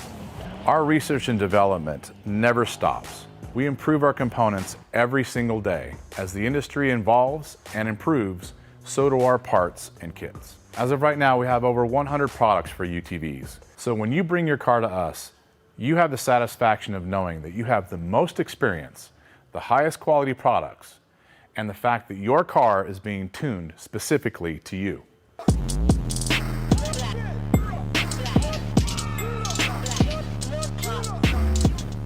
Yeah, finally, we got Lance from Solderweld in the studio. Thanks for coming down, bud. Hey, why don't we just record a commercial now? Yeah, why not? So good to be here, man. It's been a lot. I've been trying to get down here forever, and I wanted to talk about the off-road kit. Dude, I love those things. I got it in my pack. Yeah, we're running hundreds of vehicles now running them, whether it's a UTV or some guy's got it in a backpack on his motocross. He's got everything he needs to make a fix right there on the fly, out on the trail, or in the desert, whatever it is. Well, since I've already used one, I kind of know what to use it for, but explain what it does. All right, so let's pull one out real quick. You've got your aluminum rods. Remember, they're rods, right? So, light torch, small torch. You can throw it in there or throw it on the rig with your flux. It decontaminates and cleans like, let's say, a radiator. You get a random rock chip runs through as you're racing. You get a rock chip in a radiator. You got to fix it right there or you're out of the race. You can patch it up. You can patch it up. It's all good to go. Yep, just like welding. Yeah, also as well with that, you've got a brake line fix. So with your flux, you can fix a brake line, stainless steel, and then your hot block, heat absorption putty. So it keeps you from getting burned, number one, as well as keeps the heat from traveling. So it's really nice. I've used this not even to fix anything, so that stuff works so good, man. Listen, it's easy. It straps in nicely so that you have everything you need in one little place, and you don't have to carry a big bag in It's the like a first truck. aid kit for your vehicle. Yeah, Chase trucks have it as well, so that if they need to make a fix on the fly, they can get it done and get it done quick and get you back in the race. Dude, those things are so cool. All right, so it's at Solderweld on Instagram, Facebook, and solderweld.com. Awesome. All right. Thanks, bud. Appreciate it.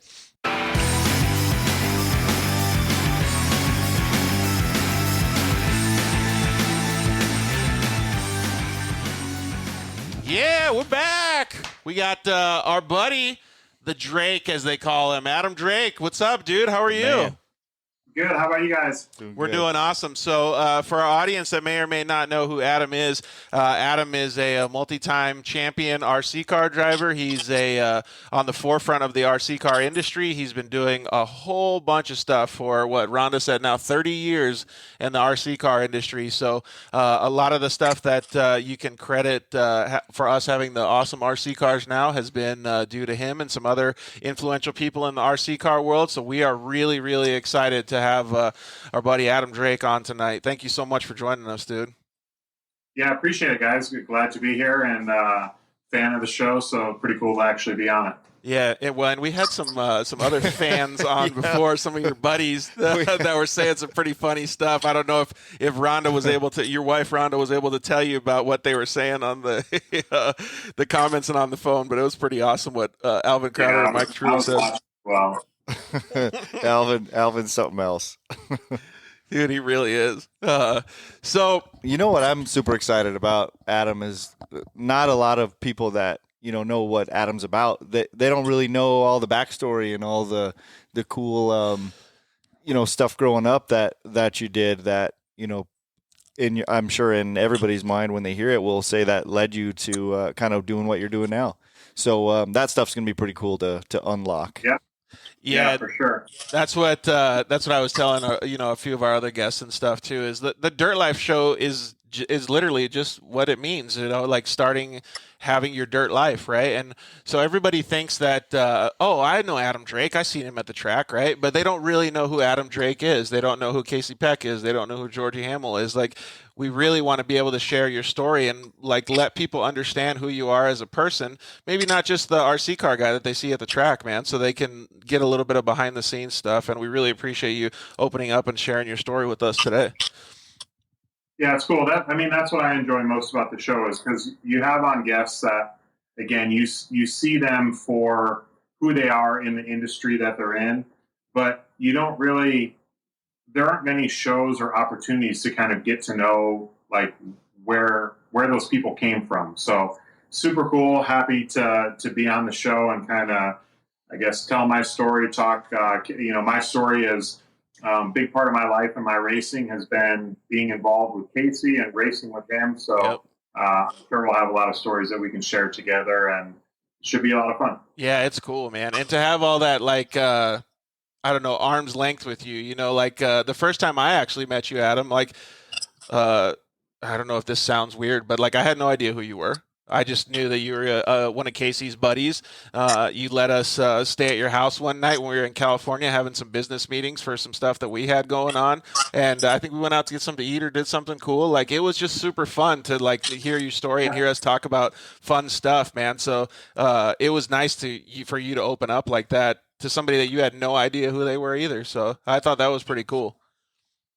Yeah. So, I think like just in general, like, I guess the dirt community, it's like whether you grew up racing motocross or, racing sprint cars, whatever. I don't know. I think it's kind of like one big family. So it's like, yes, I knew Casey very well. But it was kind of like, if you're a friend of Casey's, you're into kind of the same stuff. It's like, we're all one big family. Yeah, but I raced short course, so I was the odd man out, right? Yeah. He was just charging your packs. He has a moto background and stuff, so... all right, well, we got some people already commenting in, and they're talking about engines and things like that. But why don't you guys use this opportunity to ask Adam maybe a little bit more of a friendly question, maybe not so much of a technical question. Adam's really good at answering technical stuff in a lot of the YouTube videos that he does and some of the stuff that he does on Instagram and social media. So use this opportunity to try to see if you can get some other questions that you're interested in. First, they need to go on their social media and share and get more people watching. Yeah, exactly. So that we can all have a good time with Adam. So, do you have anything else before we start getting into his backstory, Case? No, I'm still recovering from the laughing. Oh, yeah, with Adam, the crying, and then of course, Adam there'll be a good time for it, but I mean, you know it's coming. You know the rental car story's coming. Yeah. I'm pretty excited for it because I was on a receiving end of a phone call that was. Oh, were you? Oh yeah, it was. It was good. I got stranded. Oh, right on.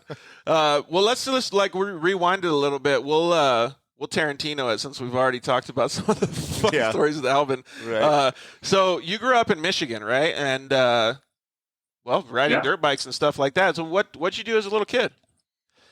Yeah, so I was born in Michigan. I lived there till I was 9, and pretty much just grew up racing motocross, riding bicycles, just pretty much anything in the dirt, just building jumps in the backyard or wherever we could find a dirt mound if they were doing construction, anything like that. We were always doing something, whether it was on our bicycles or on our motorcycles. My dad had motocross background, and with my brother and I got us into racing motocross, and, started off just as, kind of doing it for fun, just kind of traveling the local tracks in Michigan. And more so for my brother, that progressed into a lot more serious racing. But we still, as a family, we did a lot of traveling. I mean, we would go every year to the Mini-O's, to Ponca City, Loretta Lynn's. Do you remember what years those were? Yeah, so it would have been like probably late 80s, early 90s. Oh, okay. So you're a little bit ahead of when we went and did that stuff. Mm-hmm. Yeah. So for me though, like I said, I was born in Michigan, but then when I was 9, I moved to South Carolina. My mom got remarried, moved to South Carolina with my mom and my stepdad. Before you start talking about South Carolina, where was it in Michigan that you grew up? So I was born in Grand Rapids, and then we lived in a small town, Saline, and then later in Ann Arbor. How far from that is Flint, Michigan? Not too far, like 45 minutes or so. So the only real stories that I have about Michigan is Baja Acres. Like, honestly, still to this day, I don't think that's the first track I ever raced at. I don't think there's a better motocross track on the planet. Like, I've never ridden at Redbud, but dude, Baja was like my all-time favorite, and then Lake Whitney was second. Baja was so awesome. Yeah, that was actually first race. I believe it was on a 60 at Baja, just on kind of like the little mini track that was just basically part of. You did the starting gate, and then it was kind of a loop, kind of more around the starting gate and stuff like that. Mainly just some rollers and stuff like that. I was super young when I started. Dude, you must have had to be pinned on like a little 2-stroke, because that track was kind of like loamy. Yeah, it was super sandy. But again, it was like the track that at least I started racing on. It was super small. It wasn't really part of the real track, other than kind of the starting area. But then later, as I got older, raced on the actual big track and pretty much all the tracks throughout Michigan, Redbud, Iron Mustangs, Baja, Polka Dots. I mean, we were somewhere every weekend, if not multiple tracks. Did you have a favorite track?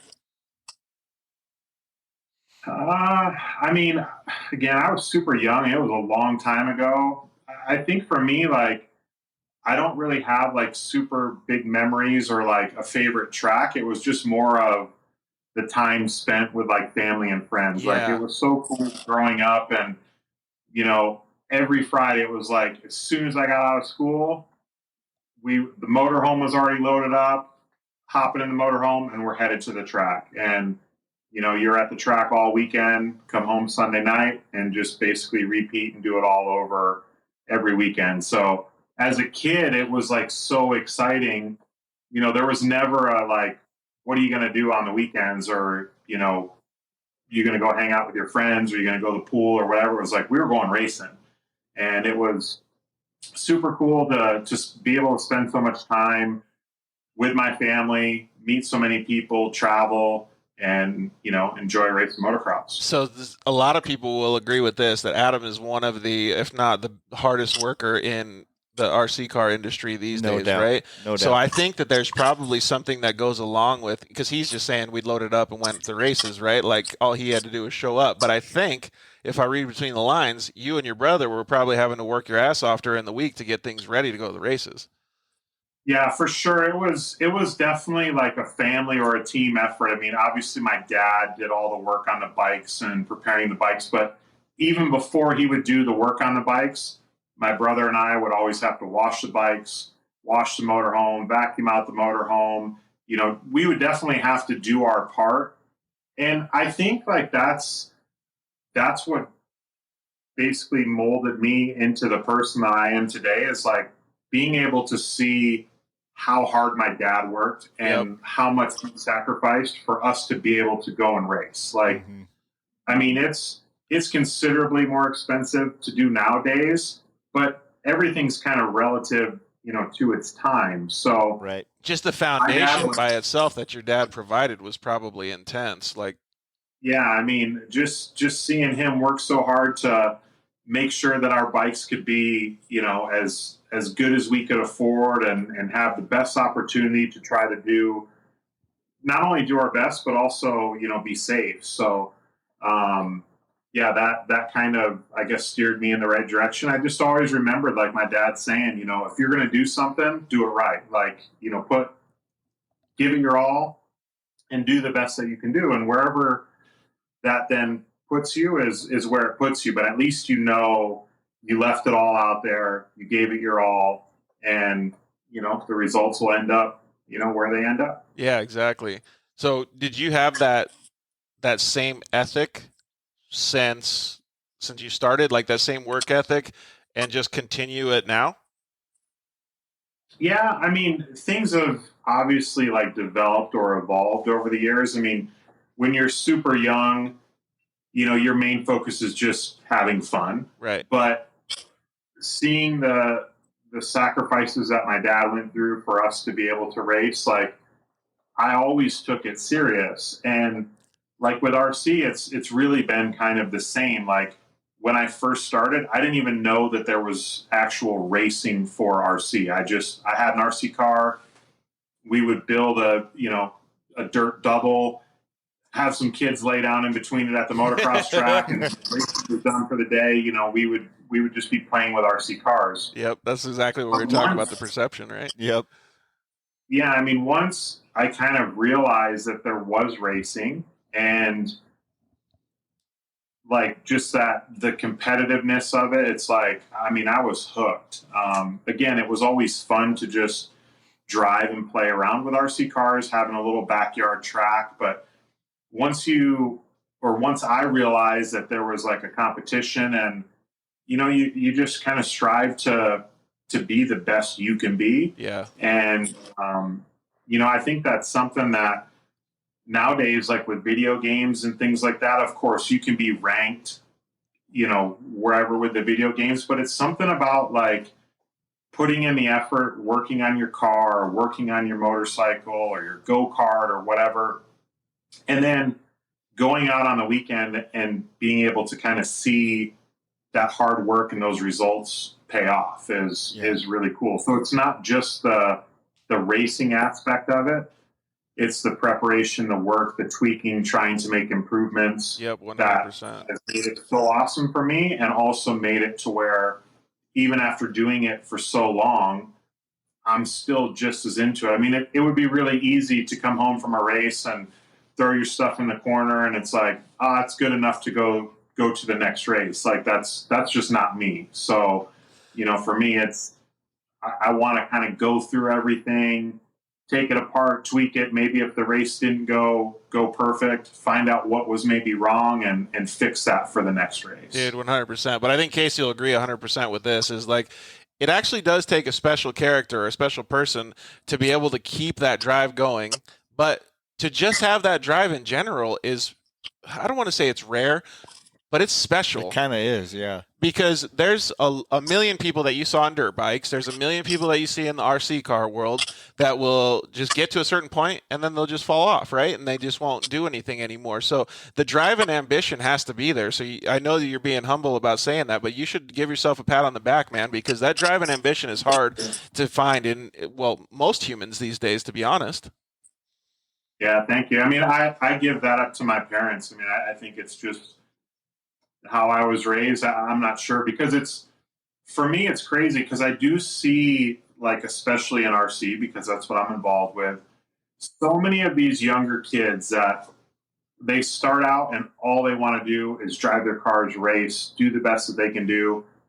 And it's like they get to a certain point to where they're starting to get recognition. They get really good. Maybe they're getting some free product or they're getting some help, to get to some of the races. And it's like a switch goes off and they lose interest. Yep. And next thing you know, they're not racing. And like, for me, I just don't get that. I don't understand that. Like, because I would always try to, like, I guess maybe it comes from, like, you set goals, you reach those goals, and then you don't have new goals to kind of work towards. But for me, I always felt like as I kind of progressed, like, that almost motivated me even more to kind of see, like, well, how much farther can we go, or, how much more can we get out of this? Yeah, essentially. That's the rarity that we're talking about, though, is because a lot of the people that you just described, that's their level of making it is, oh, okay, I got free tires, I'm good. Right. Yeah, like I've made it, I'm okay now, or whatever it is. Right. Like, and that could be in any sport. That could be in baseball or wherever it is. And to be honest, that's probably that could be just even with your day-to-day job. It could be with anything. Absolutely. Yep. That's actually a really good point to bring up, is because Casey and I have talked about this a million times, is that people always get caught up in their jobs and stuff, and they're just like, yeah, you know what? I'm good making $50,000 a year. I don't need to do anything else. This is just fine. And that's where people just lay down and be satisfied with what they have. And that's one of the things that I admired most, because like I said, I didn't know you when I met you, but when I started figuring out the person that you were, it gave me a lot more interest in being around somebody like that, because that stuff rubs off, man. And it's really cool that you're able to help people because you show them that drive and determination. Yeah, and there's two comments that are very descriptive that I would agree to describe Adam: passion and desire. 100%. Yeah, that's a huge part of it. So, well, you said you had to move down to South Carolina then, yeah?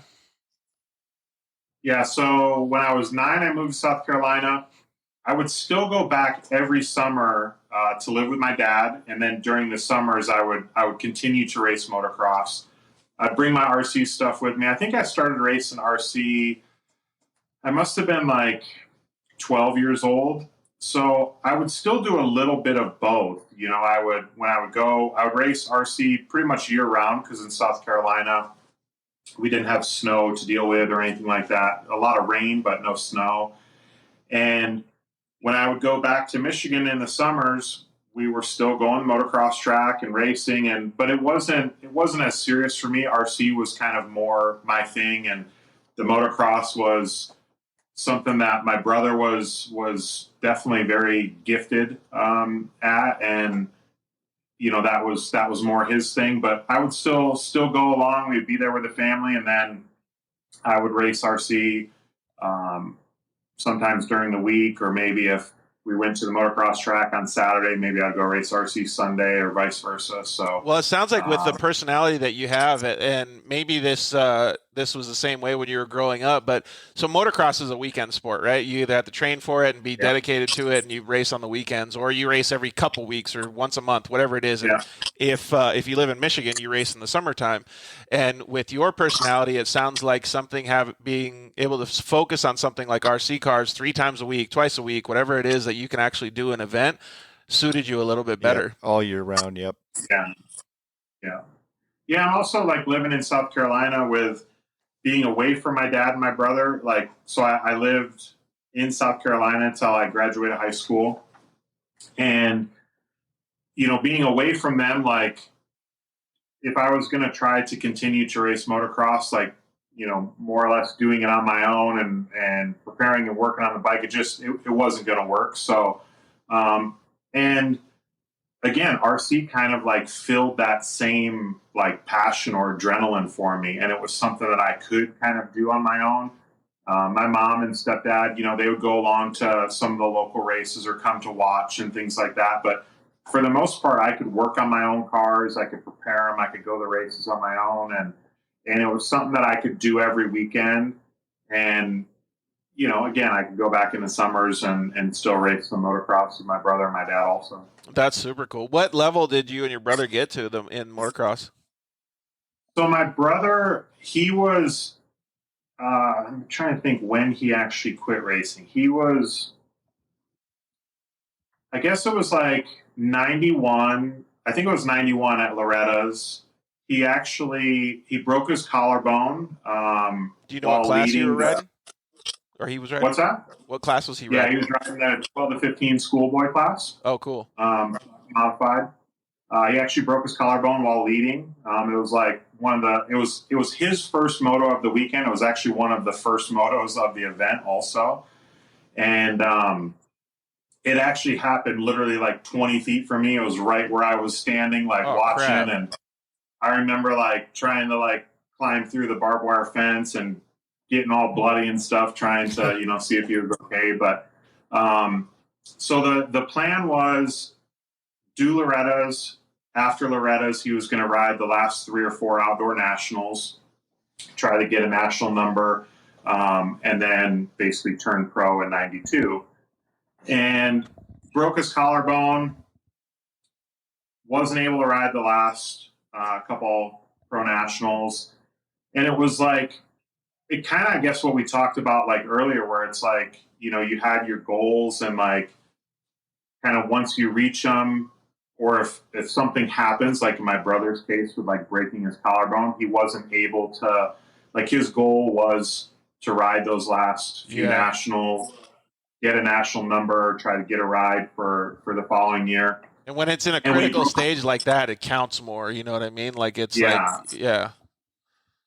So when he broke his collarbone, it was like he wasn't super bummed about like Loretta's. He was bummed about, all this work that was the ultimate goal was, to ride the last couple nationals. And so he had some downtime because again, breaking his collarbone, and just kind of started hanging out with his friends more and hanging out with some of the wrong crowd and, doing some things that he probably shouldn't have done, and kind of lost his focus on motocross for a little while. And he actually ended up, because my dad and him had a bit of a falling out. And so he moved down to South Carolina with my mom and I, and had nothing to do with motocross, just, was focusing on working and trying to get his life straight. And literally came home from work one night and told my mom and I, it was like, I'm moving back to Michigan. Getting my shit back together, and I'm going racing again. Like I've got unfinished business to do, and now's the time. And it was kind of funny because like, my mom's all excited, like, man, this is great. Like she knew how much he loved motocross and how good he was at it and things like that. And so she's like, okay, well, what's the plan? Like, when are you going to do this? He's like, I'm leaving tonight. Whoa. Wow. And she's like, you just got done working all day. You're not, at least sleep on it, pack your stuff, and, you could start your drive tomorrow. And he's like, no, I'm, this is what I'm doing. Like, it was like that drive came back, that focus. He wanted to get back to Michigan as soon as he could and kind of make things right with my dad and start working for my dad in the family business and start training and getting back into motocross. I think you got to respect a decision like that, though, right? Yeah, for sure. Yeah. So, I mean, that's literally what he did. He packed all of his stuff up and started driving that night and moved back to Michigan. This must have been like, I think it was like either just before or just after his 19th birthday. So he was still young, still had, plenty of time to where with kind of having his mindset on, this is what he's going to do and the determination. It wasn't like he took 10 years off from racing and was going to try to go back and, do it. So moved back to Michigan, which was super awesome for my dad. Obviously, he was super into racing and he raced when he was young. So for my brother to come back and be all determined and, they were able to hash some things out and get on the same page and kind of get a plan for what they were going to do to move forward with racing again. That's pretty cool of your dad too, to still be like ready, chomping at the bit to help out your brother too.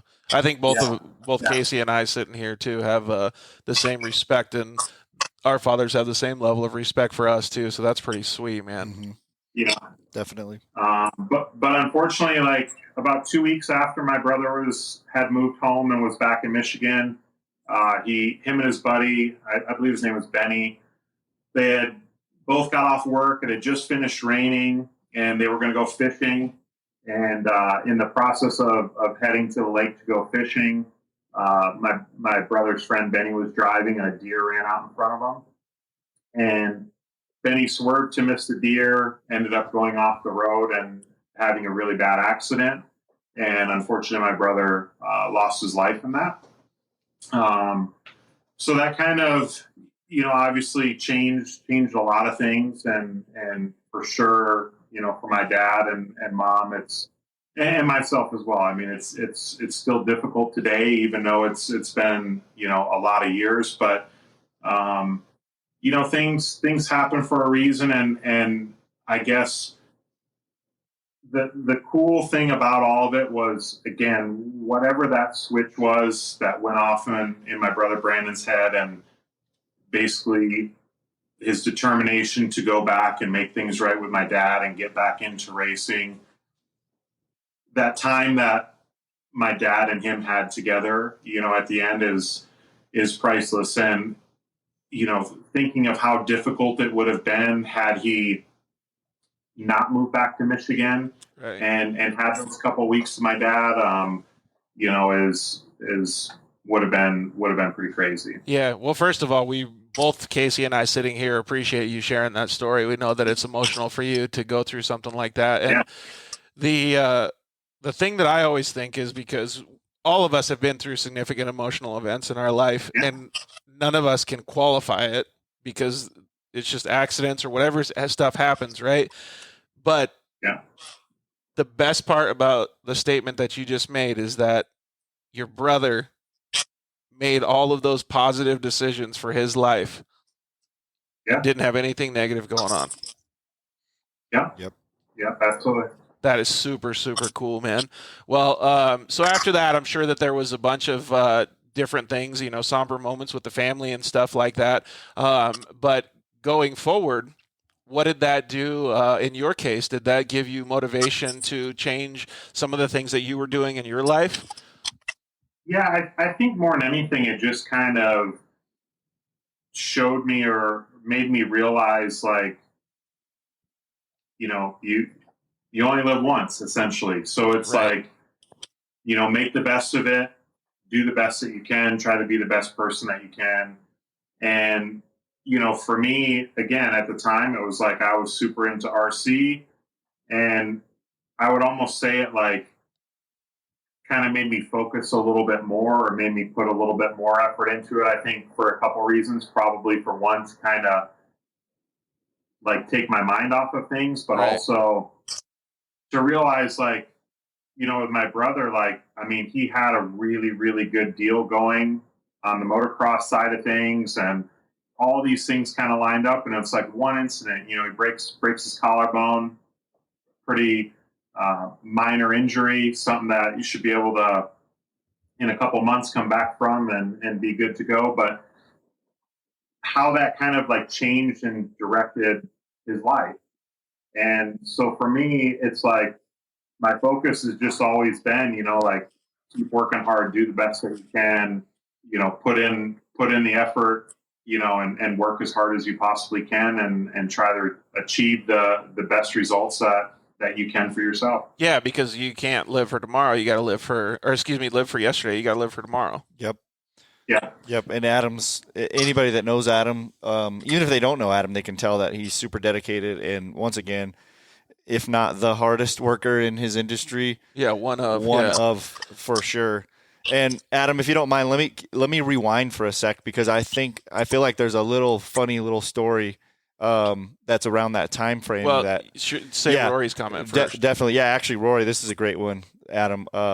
Rory Biter says, some succeed because they are destined to, but most succeed because they are determined to. And that's a great one. I think Adam actually used the word determined just a second ago too. And I think that runs with his whole family, not just him. Like he said, his parents taught him that stuff. His brother learned that from his parents, and obviously he learned that. So, he shows everybody that's around him those same things. Absolutely. Absolutely. And a couple more things before you do that for me, Adam. So, Mark Pavitas, there's definitely going to be a conversation about Girl Scouts and Burger King. I was hoping he would be ready for that. Mark was a bad influence. He was. That's one of the times in my life where I definitely let, I guess, some peer pressure kind of get the best of me. Yeah. Not to say that I wasn't very irresponsible on my own, but what started out as just some fun between two buddies kind of went south. Yeah, I can't wait. We'll hold it off for just a few more minutes. And then Adam, this is a good question actually. I can't remember who asked it, but how many questions, emails, text, emails, etc. about what you do you get a day? And Rhonda made a pretty good guess. She probably knows, but Kenneth was asking what I know you well, and I know you're glad to do it, but I know you're a super busy guy, and it's awesome that you take the time for that. So it would be awesome to hear that number. What does that look like a day? Yeah, I've never actually count. I don't know that I actually want to know for sure. Right. And it obviously varies, different days or times of the year, but for sure, over the weekend and early in the week, the number of emails, Facebook, Instagram messages is pretty unbelievable. And there's times where it's like, man, it's overwhelming. It's like, I can't answer all these. I can't get caught up. But I don't know. I just feel like, I just try to do my part. I try to, when I started racing, there wasn't social media. You didn't have the opportunity to just send a message or send an email and get an answer. You kind of had to figure stuff out on your own. And I appreciate that time, but I also remember being a young kid and I'm just I wanted to go drive my car and I couldn't figure out something. So I just tried to do my best to give back and answer all my emails, messages, things like that. If he gets 50 of the same exact question, then he releases a YouTube video. Yeah, exactly. And exactly. Carl Vicinich says 10 from me a day. 10 a day from me only. Yeah. That's kind of how the YouTube thing started for me was if there was a question that I got more than once, I was like, man, there's more than one person who's curious to know how I would do this. So some of the videos are super, super simple, but I think we have to sometimes take a step back and realize, whatever the industry that you're in, if it's what you're into, you've been doing it a long time, you've gained a lot of knowledge, but there's a lot of people who it's new to them. Yeah. And right. Some of the most simple, basic things could be really challenging for some people. Probably a large portion of the people who are in that, whether it's hobby or industry. Gluing an RC racing. tire still blows my mind. Yeah. So again, I try to do my best, whether it's with videos, emails, get back to people as quick as possible. Some things that make it difficult because, again, some of these guys are excited. They're looking for answers. But when the same email goes to my work email, my personal email, my Facebook page, another message in Rhonda, that's where it kind of gets a little overwhelming. But I don't know the actual number, but I would say it's probably well over 100 a day. Rhonda says 3. She's probably. Yeah, closer. I'm sure that there are probably some at days least. where it's probably close to that. And that's for anyone watching who does message me. If when I get back to you, a lot of times it's just pretty direct and to the point. It's not because I don't want to be more detailed or have a, I guess, more in-depth conversation. It's primarily because I'm just on to the next one. Yeah, there's not enough time in the day, right? Yep, Kenneth. Yeah, he answers every question, and yep, everybody appreciates it 100%. So Drew Spurgeon says, "What's your setup?" He's kidding, obviously. We're laughing. Yeah. Question mark. But let me get back to that if I could. So I remember. In fact, I think I found out about it the same time that when you came with me and we were out there. But I had seen this cool helmet in your garage multiple times and kind of knew a little bit about it or whatever. And I think you asked about it. And there's a real life Jeff Stanton helmet, a ride helmet in your garage. And oh yeah, and that's got big chips and chunks taken out of it. And which race was that from? So it must have been from, let me think. So I would have been 9. It must have been from like 98. He was on a Yamaha. He was number 8. So I know he wore the helmet at the end of Supercross into the very beginning of the motocross season. I'm guessing it would have been 98. 88? What's that? 88? I'm sorry, 88. 88. Yes. Oh, yeah. Not 98. So I remember we were looking through the Motocross Action magazine, and it had like a 2-page magazines? spread. What's that? Yeah. There was a 2-page spread of the start of one of the Supercross races, and like Jeff's helmet stood out to me, and I was like, "Oh wow, look at this helmet!" You know, I'm like showing my dad and stuff, and he was like, "You know what?" He was like, "As your going away present, because this was right before I moved to South Carolina." He's like, "I'm going to get you a helmet painted just like that."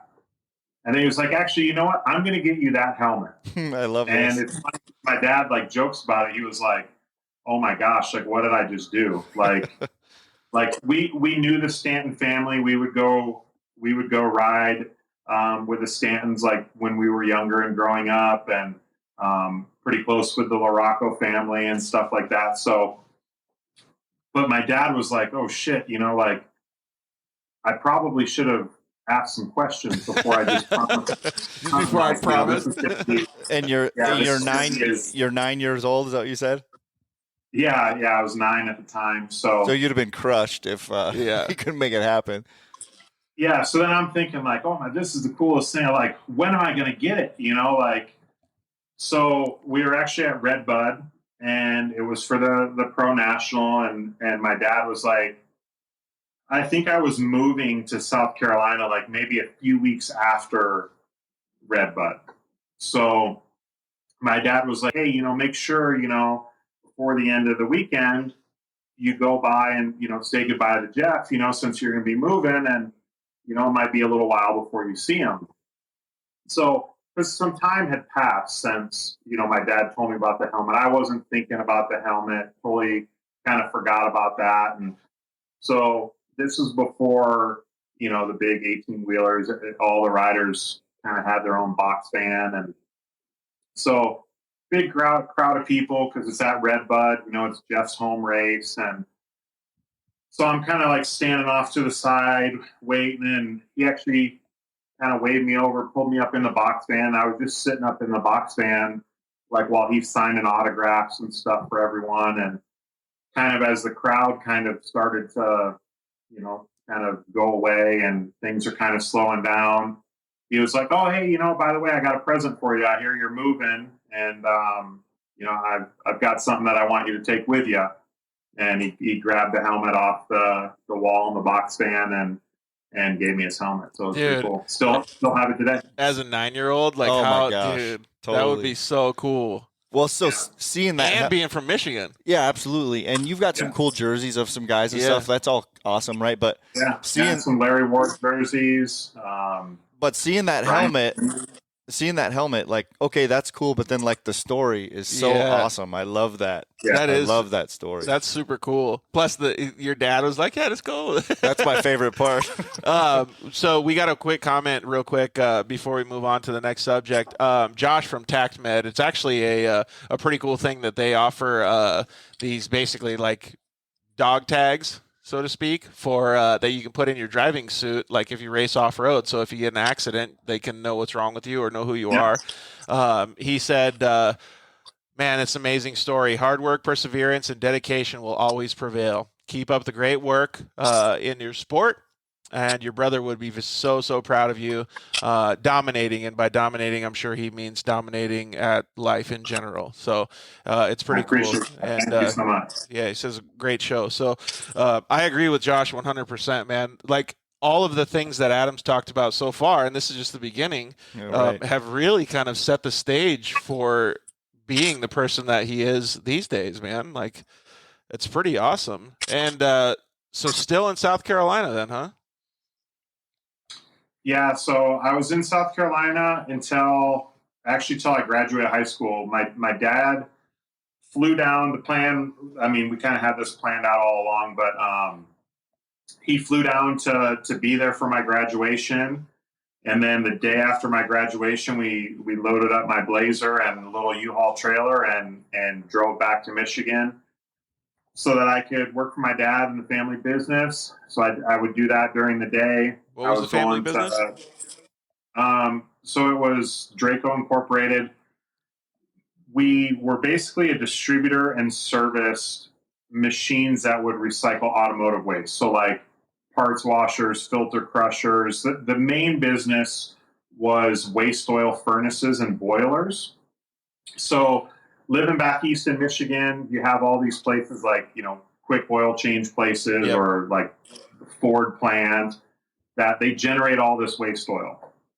Well, the winters are harsh in Michigan, and these places that would generate all this oil, they would have to pay to have the dirty oil taken away. And then they were also liable for it when it would leave their facility to where it would get to where it needed to go. So we sold, distributed, and serviced these furnaces, boilers that would actually burn that waste oil to essentially give them free heat in the winters. So that right there shows you where the work ethic comes from, Dad. Oh yeah, Dad's work ethic was not a slouch if you were in an industry like that, man. Yeah. Can you imagine dealing with some of those customers that he had to deal with? Holy cow! Because I would help like doing installations and also servicing the waste oil furnaces. And man, you talk about a dirty, nasty job. When we get a little bit farther into this, I'll tell you a little bit about when my dad decided to sell the business and move. Kind of the call he made to me once I was already in California. It's pretty cool. That is pretty crazy, dude. Can you imagine like how dirty you would get? Holy crap! That's some nasty stuff, and it's all used oil. It's not like it's nice, clean. Yeah, and it's not like an easy mechanic oil change job either. Yeah, when the furnace was like tuned properly, like the actual burn was very clean. Like you wouldn't see like big clouds of smoke in the air. Like when it was tuned correct. Like basically you had an oil and air mixture. Leave it to Adam to break it down like this. Yeah, right? There goes his tuning skills. But still, internally, like in the combustion chamber, like when you'd have to clean and service these things after the winter, it was pretty nasty. I mean, you would have to basically scrub all the tubes and then climb into the combustion chamber, scrubbing all the soot and ash out. Dude, watch. Like, if he could go back right now and knowing all the stuff that he knows about, like, tuning and, like, engines and stuff like that, he would, like, reinvent the whole industry and then have it operate completely different. This is probably where it came from. Yeah, exactly. All right, that's cool. So you obviously wanted to have that conversation with your dad and move back then, huh? Yeah, so I mean that was kind of always a plan. I mean, never did I think like, I'm gonna go race professionally or anything like that. It was just I kind of we had our family business and it was like, I don't know, it's just kind of what I guess you kind of thought was gonna be the next step. So I was going to college at night for marketing and business management. I was racing on the weekends. I would even there would be times like if I could get off work a little early, I would go to the local track, run for a couple hours before going to school at night.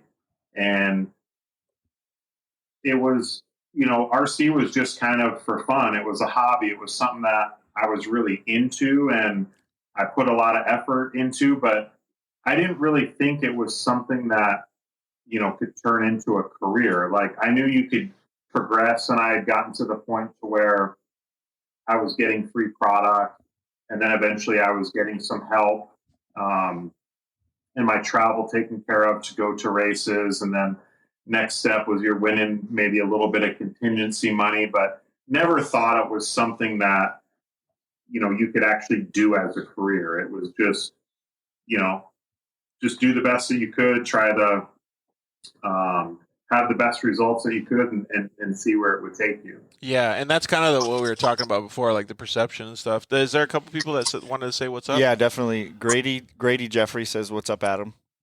And what's happening? Eric Lundvall, yes, my top pro. Oh, Tyrone too. Yeah. Yep, and Tyrone Robinson, what's up, Adam? Yep, awesome. I like this one. This is good. Sean Speed Bump Williams says, "I thought chimney sweeping was bad. I can't imagine." Yeah, exactly. Yeah. Adam, I don't know if Rhonda's there in the room with you or not, but the screen says it's paused. I don't know if you can look at it. Yeah, let me see. I think someone was calling. Oh, okay. It looks like you're good now. Alrighty. Sorry about that. You might need to zoom in a little bit.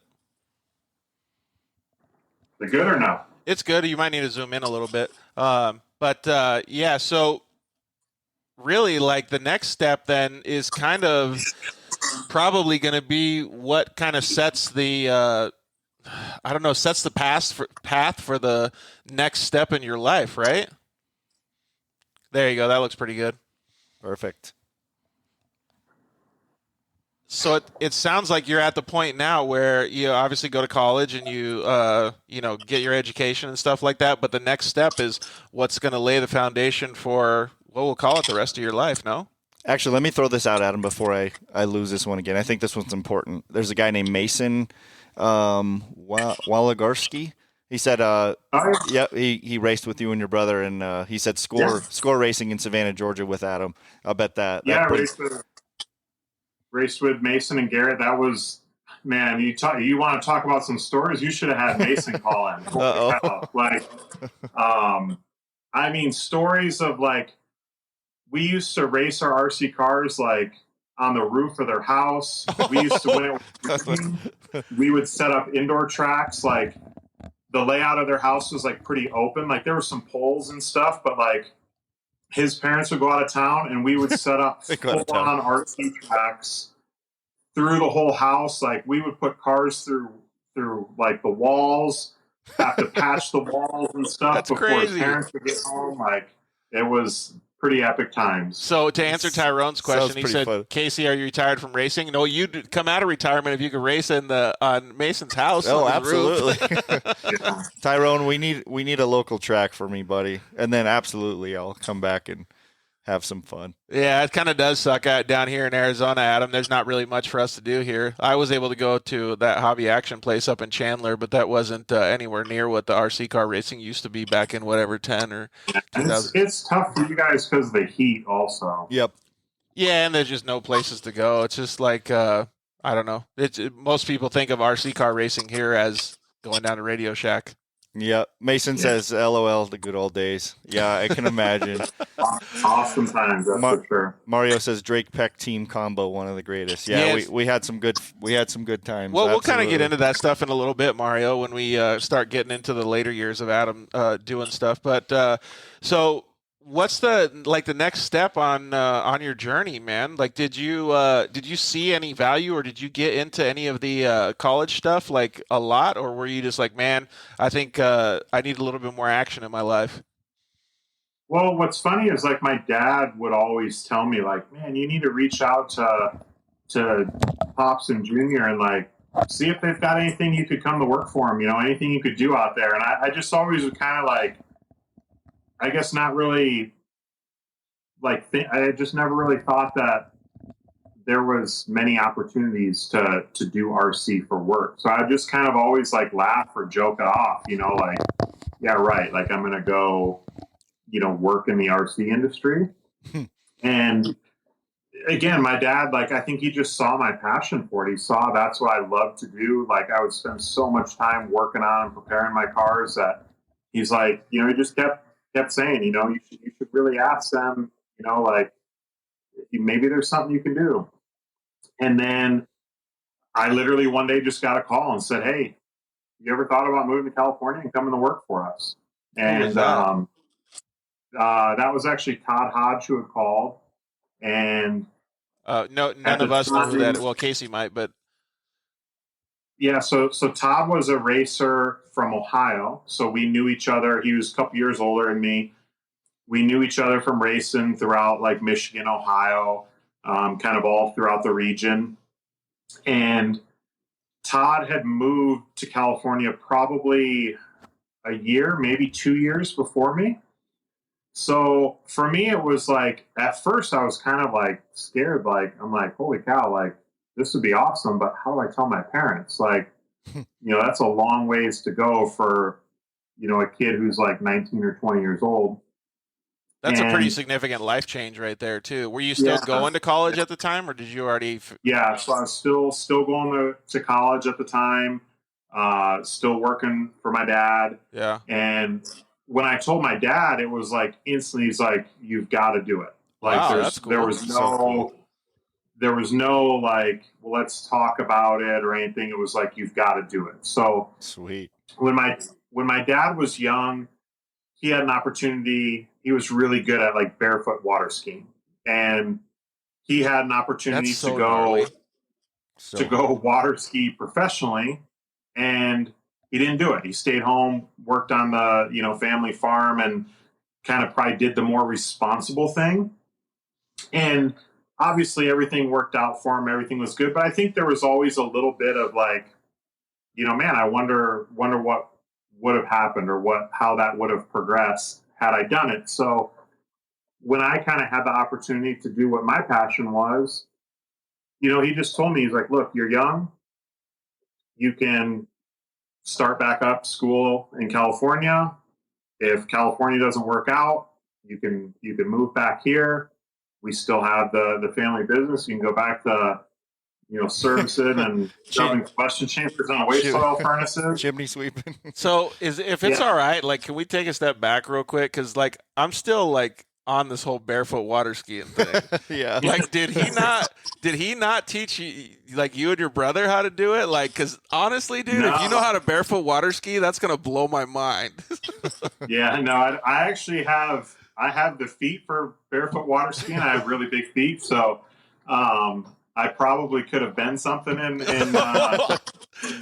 barefoot water skiing, but no, I never could have been a threat. I don't even know if I ever even just normal water skied.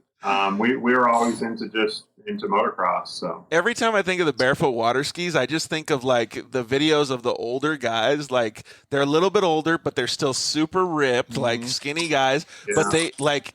There's no way you could take like just a standard 18-year-old out there and do that. Like, you'd have to have some serious skills. Like, our kids be like, "Oh, I could do that," but no way, dude. That's pretty much your pops. I always knew he would fly out. This is what's cool about Adam. Obviously, his parents were always supportive of him, and there was many races throughout the years that we went to, pretty much all of them, that your dad would fly out and be Mr. Supportive every time. But there was definitely something about a hidden badass of him that I always kind of knew, and you just Did never you know about the barefoot water ski? I had no clue about See, there it is.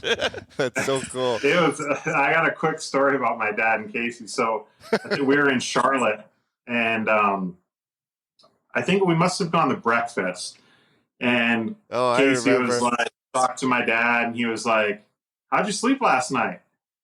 And he's like, "Well, after I took a shower, I laid down, put my head on the pillow, and I closed my eyes." Well, I started by putting my, and right there I was like, okay, I know where the smart ass comes from. Yeah, he's like, I don't know, that's how I sleep every night. He was like, how do you sleep? Thank you very much for giving me something to say to all these people that are asking me how I'm doing too. Yeah. Perfect. That's awesome. That is pretty awesome. Eric, you definitely could take me down, buddy. I'm nothing anymore. All right. Yeah. So all right, so you have this decision, and then you obviously have a good support mechanism around you with your family and stuff. But yeah, my mom though, like, she was super supportive, but she was also, I think, scared shitless of like her youngest son. Dude, I don't know. That's a big decision. Especially after Brandon passing away, like her only son, moving all the way across the country. Yeah. Right. And she's like, are you sure? Like, I don't know. That's too far away. And the way I kind of had to pitch it to her was I was like, look, you're in South Carolina and I'm in Michigan. Like, if something were to happen and you had to come see me, save me, visit, whatever, you've got to get on a plane. You're going to spend a half a day to come visit me. If something happens and I'm in California, you're going to have to get on a plane. So no matter what, by plane, it's really not that much of a difference. That's like, actually not a bad sales pitch. It is, yeah. It makes sense. So, and I believe my dad talked to her as well and basically said, look, my mom knew how much I was into racing and how it was my passion. But I think it was more of just, being a mom, being scared, that our youngest is moving away. But, my dad had talked to her and, they were good with it. And I loaded up a U-Haul truck, put the Camaro on a little car dolly or a little flatbed, and made the 3-day drive from Michigan to Southern California. How did you feel about it, though? Were you just like overwhelmed with excitement, or were you like, oh, shit? And was it the same Camaro with the adjustable rake? Spoiler. I think when I moved out, it didn't have the adjustable wing, but over time, kind of worked its way into the adjustable wing, overheating. It's we could do a whole show just on that Camaro. I guarantee, and White Lightning too. Yeah. I've that had the old Chevy? Yep. Yeah. She's still going? The Chevy truck I sold, I don't know, a couple years ago. It was funny because Rhonda's like, how much do you spend a month in gas? I don't know. We should think about like added up. She was like, you could drive a brand new car and like save money, but instead you drive this old truck that it's got a 454 and it's your daily driver. Like, you're burning so much gas. So we sold that and then I got a new car. Was it as cool as Mason reminds us of a purple Blazer that caught fire in the high school parking lot? Apparently you weren't too good at wiring the stereo. Yeah, well, we could do a show on stereo on that. So these Blazer, two cars that Adam had. Yep. 88. It was an 88 Chevy Blazer. It was like lowered, tinted windows, like it was purple. It wasn't like, so I bought it the way that it was. Like, this guy had. So I can just see Adam driving, like, bumping NWA and this. Yeah. So Cypress Hill. Yeah, Cypress Hill. So I had, speaker box, everything in the back. Well, like, the amp went out. So we took like a home stereo system. 120 volts. And had like a converter yes. that ran to the back. And one day at school, someone like got in my car, went to close the door, and like the wiring came from the battery along the door. Well, when they closed the door, it pinched it, shorted out, and literally burned the carpet from the front all the way to the back. So it was like smoke, stunk. Like, yeah, it was pretty bad. Sounds like some of your e-buggy battery things over the years. All of us, that's for sure. That's a good story. But so it sounds like the drive across the country was pretty successful, at least not like your purple Blazer. It was, but what was kind of funny is like, so when I moved back to Michigan, like, obviously I had some responsibilities and stuff, but I was still living at home. I still had bills that I had to pay for and take care of and things like that. But moving to California, it was like, I'm going to do or try to do it all on my own. So I didn't really know what to expect. When I moved out there, it wasn't for very much money. It was purely for the passion of doing it.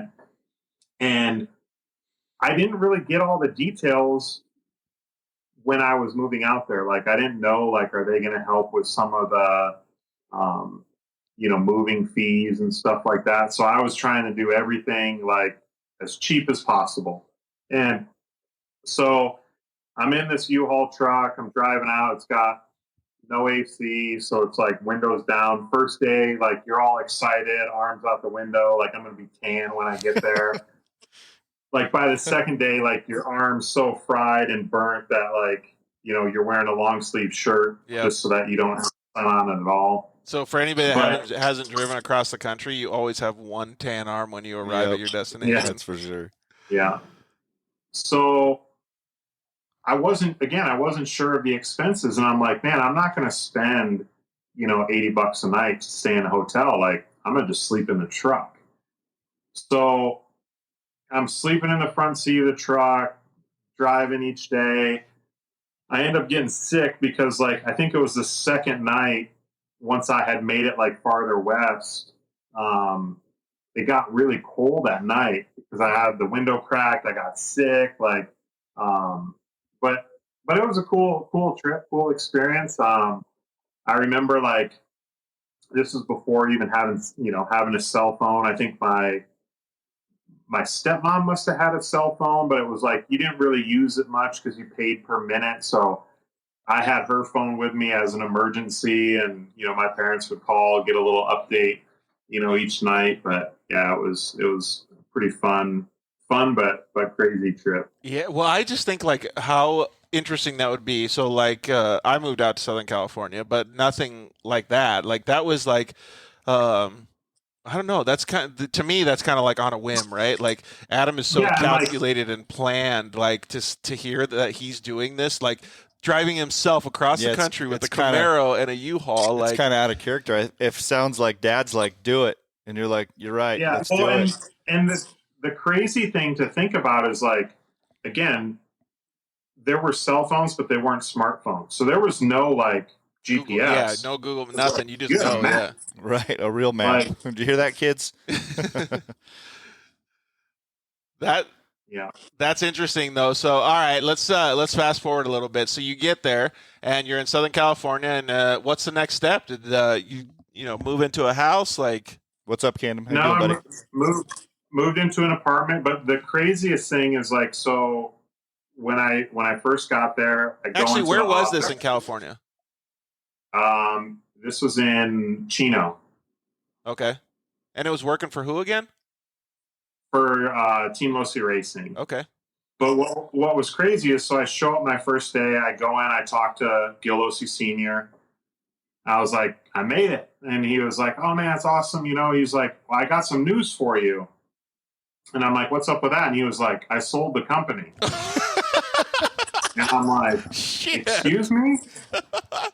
He was like, yeah, but it's going to be a good thing. Don't worry about it. Like, I didn't want to tell you and like kind of spoil the excitement, or, maybe have you not make it out here. Like, everything we talked about is going to be the same. And I'm thinking like, man, we didn't really talk about much. Like, you told me what I'm going to make, and that's about it. And you're like, what the F? So he stayed on with the company. Things didn't really change much until like a few years later. So everything was good with it, but it was just kind of a funny story that it's like I get out there and then, he scares me into thinking like, man, do I have to turn around and drive home now? Like, that's what I thought you were going to say too, is I thought you were going to be like, yeah, he's like, yeah, the position's closed. Sorry. Yeah. So yeah, that was kind of the trip to California. That's when I started working in the RC industry. And, so can you imagine having that pivotal of a life-changing experience? Like my dad did kind of the same thing. He just moved from Connecticut to Arizona, just drove across the country by himself, and got a job, and that was it. But so Adam's was a little bit more calculated than his. But whenever I think of those stories, my dad's and Adam's, like I think of like how dramatic of an experience that would be to be like, especially Adam's so calculated, to let that all of your life go and change directions like that. Yeah, you're totally along for the ride to some extent there. You really are, because you're putting yourself in somebody else's future. Well, right, so to speak, Yeah, I mean, for me though, like I had a really good relationship with the Losi family, and I knew that, obviously they had their own lives and stuff like that, but I knew that they were going to try to help, guide me along the way, or, they weren't going to let me come to California and not have a place to stay. You know, Gotcha. like I was able to stay with Pops and Janet for a few days until I found an apartment and things like that. But it was still a really big move, and especially again when you think of the timing of it, because you know you couldn't just go on your phone and just find a place to stay. You know, whether it was a hotel room or when I then needed to get an apartment. Right, you got to literally go there and show up. Yeah. Well, so we can fast forward a little bit, unless you got anything interesting that happened in the next couple of years. That's fine. So I guess go ahead. The one thing was like to kind of fast forward a couple of years was. So my dad, and this is what we kind of touched on earlier that I said I wanted to talk about, but that's right. Getting rid of the my dad hits me up and he's like, "So what do you think? You like it out there?" And I'm like, "This is weird." Like, I've been out here like a few years. Like, I'm like, "Yeah, it's good. I like it." He's like, "You think you're going to stay out there?" And I was like, "Yeah, I think so." What are you and he's getting like, at? He's like, "Well, good, because I just sold the family business and I'm moving to Tennessee." He was like, "Oh man." He was like, "The business isn't very profitable, and this isn't what I would want you to do the rest of your life anyway. So I'm glad you found something else to do, but I kind of hung on for a little while just in case it didn't work out. You would have something to come back to. But seems like things are going good, and I'm getting out of the industry." So. Well, so Adam's making light of it, but that's pretty gnarly too. That's like a pretty gnarly decision for Dad to go through. You know Absolutely. what I mean? And for him to stick it out, because when he says that, I don't know him real well, but I know him enough to know that he meant that. Like, he probably did tough that out for a minute to make sure that Adam was going to be solid. That's pretty cool. And everybody that's listening to the show knows what it's like to tough something out, like work and staying at a job you don't like or whatever. But absolutely. So did he move to Tennessee then? And Yeah, he's still in Tennessee. He moved to Tennessee, and he's been there ever since. It's probably now been, man, I bet he's been in Tennessee 15 years or so. Man, probably even more. That's crazy. That's a cool story, though. And so, is he doing stuff now? Like, what's he up to? So he's retired now. He did continue to work just doing sales in the same industry once he moved to Tennessee, but he just kind of wanted to, I guess, focus just on the sales. That's what he kind of enjoyed doing the most. Being a business owner can be difficult, employees and company vehicles and the stress and headache of all that. So he just kind of wanted to simplify things and just focus more on the sales side of things, and that's something he was really good at. So can you think, like, when Adam gets a phone call, Dad's like sold the business, like, yes, I don't have to get dirty anymore. Yeah. Score. But again, it was kind of like, a little bit of like extra motivation. It's like, okay, well, shit, I better make this work now. Like, not that I was ever like planning on going back to cleaning waste oil furnaces, but you always kind of had that, I guess, as like a Band-Aid or on the back burner. And now it was like, okay, I need to make this work. Yeah, it's another piece of reality that happens in your life. That's totally understandable. Yeah. But it's one of those things that kind of shows you, like, okay, maybe I did make the right decision. Maybe I am on the right path. Maybe I just need to focus a little bit more. Yeah. So what was the next thing that happened for you?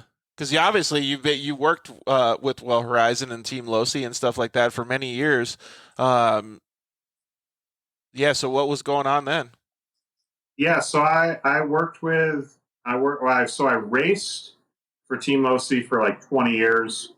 I worked for the company for around 15, and then a little over 5 years ago, I switched employment and where I currently am now at Mugen Suki Racing. And then aside from Mugen Suki Racing, I also do testing and product development for a number of other companies like OS, Proline, Futaba.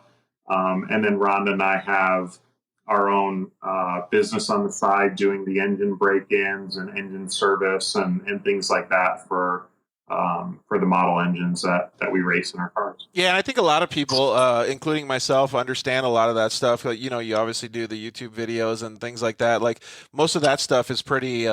I don't want to say common knowledge nowadays, but it's pretty on the forefront, and you do a very good job, by the way.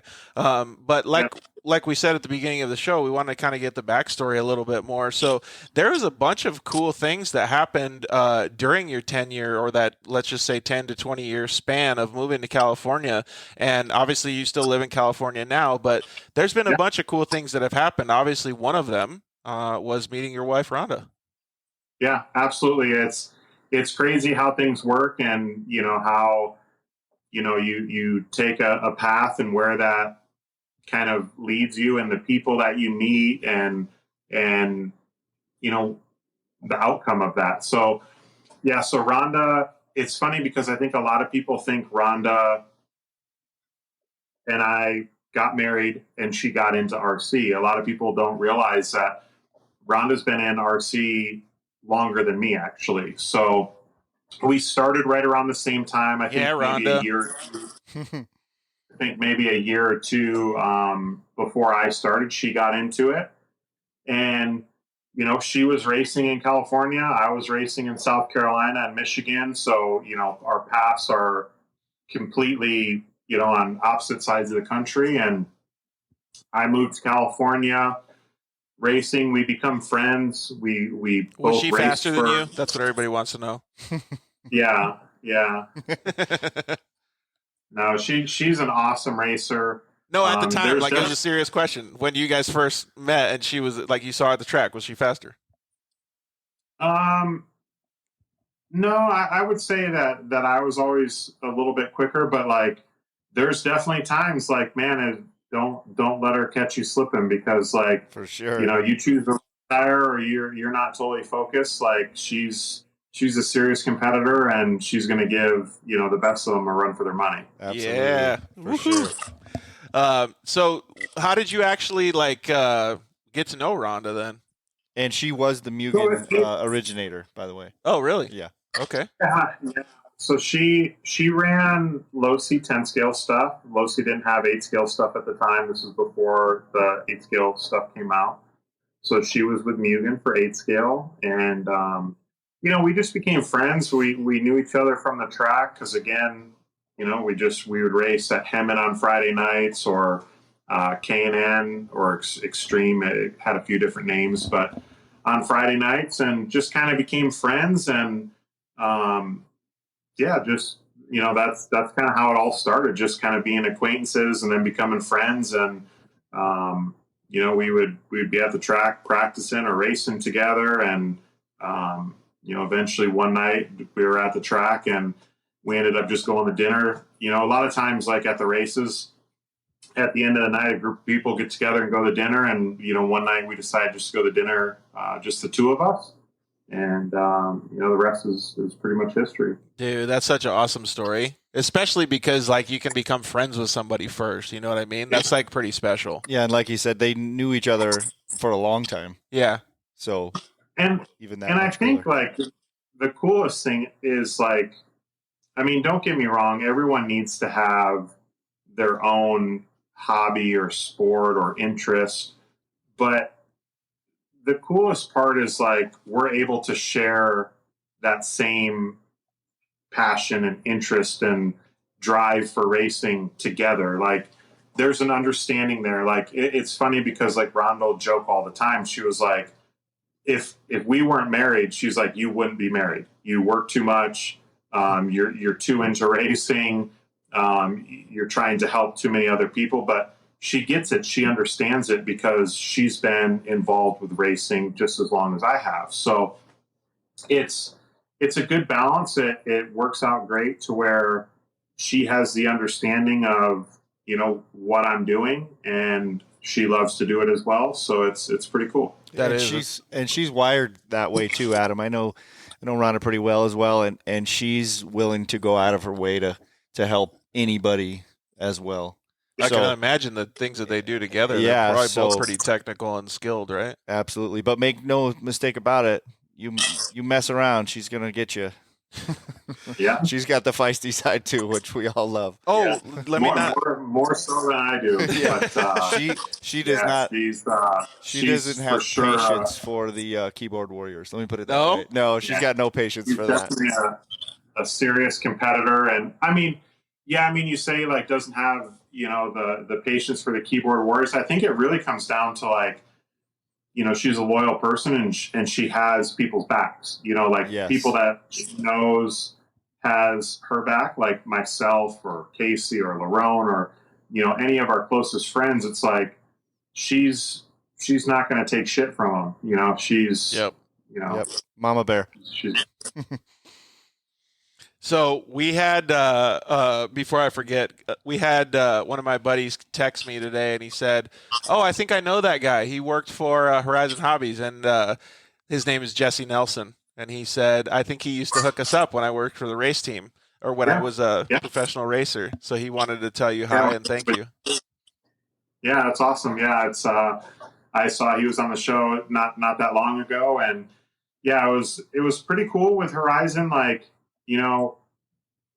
I think a lot's changed, but like, there was a number of years where they were very much involved with full scale short course racing, the motocross racing. And it was cool for me because I was able to meet a lot of people like Jesse, Ryan Villapoto, Jake Weimer, a few of those guys that, we kind of had ties with over the years. I still text with Scuba from time to time. Scott Atkins, who has motocross school, or not motocross school, mechanic school. Jeff Alessi. So yeah, it's pretty cool to have been able to like, meet and enjoy the RC hobby with so many people, in so many different types of racing. Yeah, absolutely. Right. Casey and I talk about this all the time, is like the crossover and transitions and different things that all these racing things have. I mean, you guys talked about it this episode too, like the things that you learn through RC racing, or the competitive spirit that you guys have in RC racing, right. And all of these different things. There's so many so much common ground in all of this stuff, dirt bikes, and it's just so cool to see. And lots of parallels for sure. Yeah, and Casey has done a good job by getting people like you, Adam, on the show, and he got Steve Westfall on the show and Ryan Sipes and different people like that, because all of those guys have been touched by you two in the RC car world. So to have that is pretty special, man. Yeah, it's cool. I mean, I think I wish there was a way to kind of like portray or show more people that about RC, because, like you had mentioned earlier, like people think of RC as like it's toys, and it can be. It just depends on how far you want to take it or the level of vehicle you want to get. But the mechanical side of things, the mental side of things that RC can teach you is pretty much the same as racing full-scale motorsports. Yeah, 100%. Obviously, everything's a little bit smaller, but from that standpoint, even though RC is expensive to do, it's a lot less expensive. It's less dangerous on the body than doing full-scale motorsports. So I wish that was kind of a direction that RC would really try to reach new people, is to let people know the values that it can teach younger kids that they'll use for a lifetime. Yeah, totally. I can get along with that big time, because and by no means am I even close to the skill that you and Casey are mechanically or with setups and different things like that. But I raced RC cars for a little bit before I got into professional off-road racing and the side-by-sides, and almost every single thing that I did with setup on the actual car that we got to drive on the track was related to something that I learned a couple years prior with the RC cars. And most of that stuff was stuff that I learned from Casey, or Casey learned from you, or I learned from you, or somebody else at the RC car track, because that knowledge is really, really transferable to all those genres. Yep. It's pretty freaking crazy, man. And I didn't think about it at the time, but I started getting into setups and stuff, and I was like, dude, if I only knew what like Adam and Casey know, I could just make this thing so much more, sufficient on the track and like go so much faster. Speaking of setups, Adam has probably the best Jack in the Box taco setup that I've ever had. Really? Yeah. What is it? So I was running out. Hey, at the races, right? You're never doing anything that you should. So you realize it's 12 hours in, nobody's eating. Hey, I'm gonna go to Jack in the Box, get some garbage. You know, you want to? Yeah, give me a couple tacos. I still love Jack in the Box tacos. Okay, so you like the ranch? Yeah. What is it, Adam? Ranch is like the standard go-to stock. Yeah. And it's funny because that was the same for Rhonda. And the one time I came home and I didn't bring ranch, and she was like, "These tacos suck without ranch." I'm like, "No, you got to try it this way." And she's like, "That sounds gross." Next level. What is only it? way she will eat a Jack in the Box taco now. Yeah, but I've had Jack in the Box tacos with ranch. He's got a different setup. He does. Go ahead. Yeah, sweet and sour.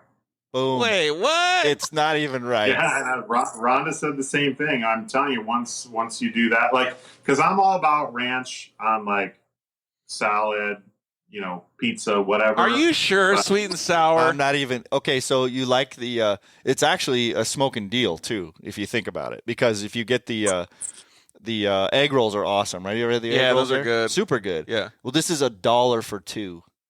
Instead of man.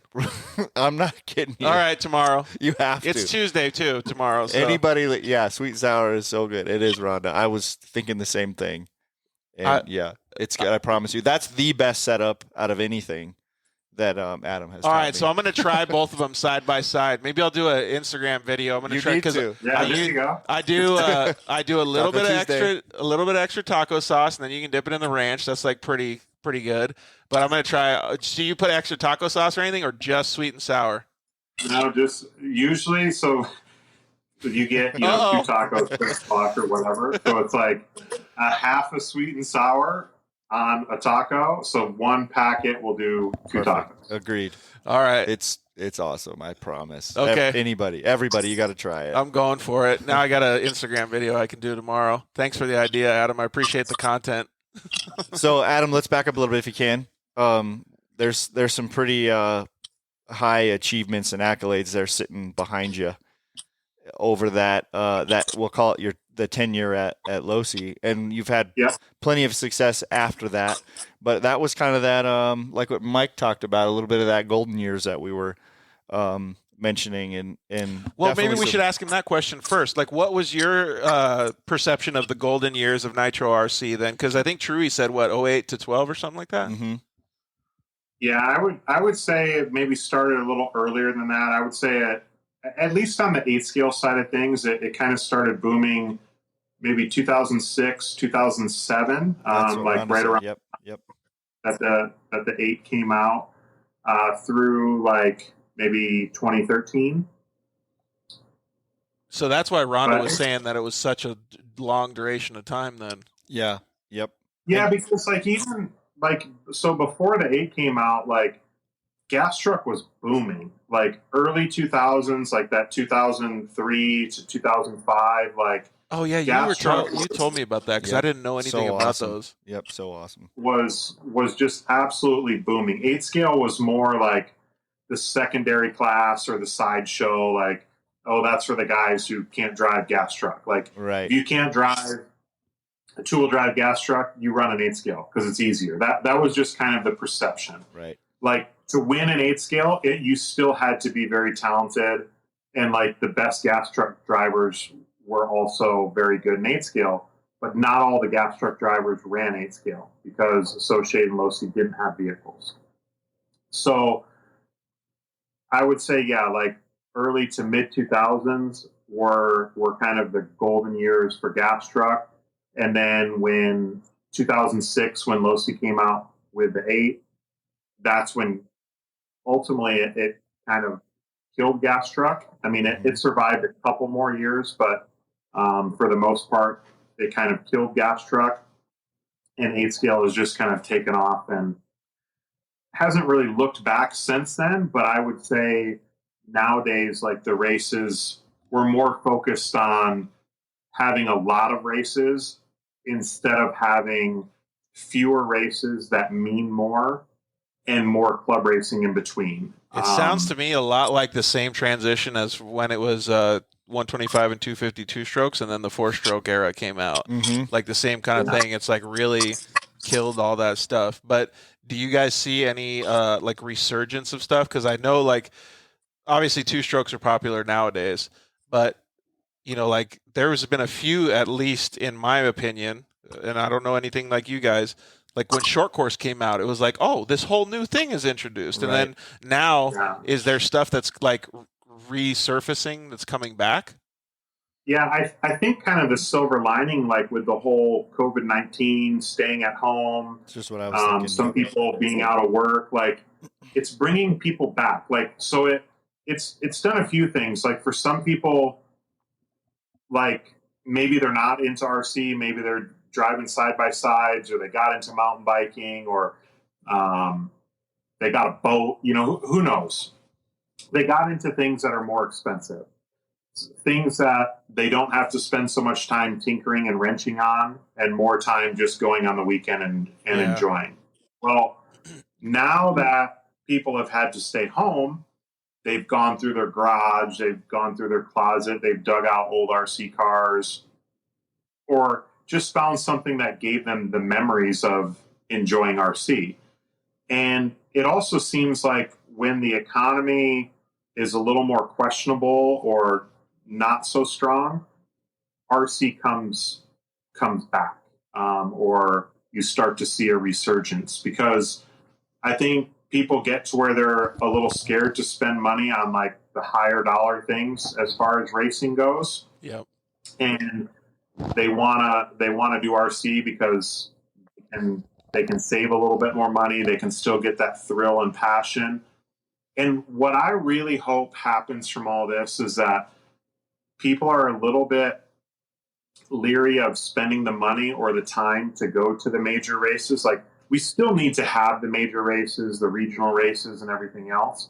But I think we need to focus more on having more local stuff, a little bit of regional stuff, and even fewer big races. I couldn't agree with that statement more. Yep, and Rhonda's got the perfect comment. She said, make club racing great again, 100%. And I feel like that's going to happen on all industry racing.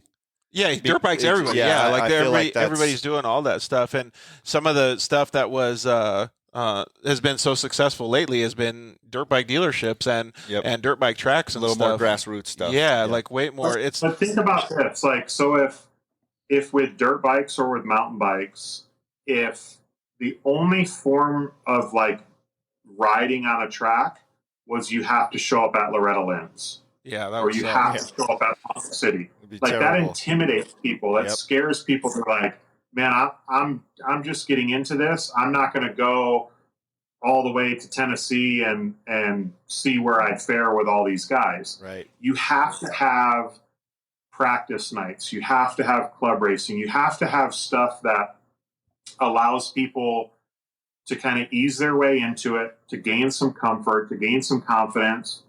And then they can try the next step, the next bigger race, and then the major race. Yep. 100%. And I think if we're able to get back to that and focus on kind of that mentality, we'll also grow the hobby, because right now it's just intimidating. Like, you're not going to get someone that's going to show up first race like I was at a race this past weekend. I drove 6.5 hours each way.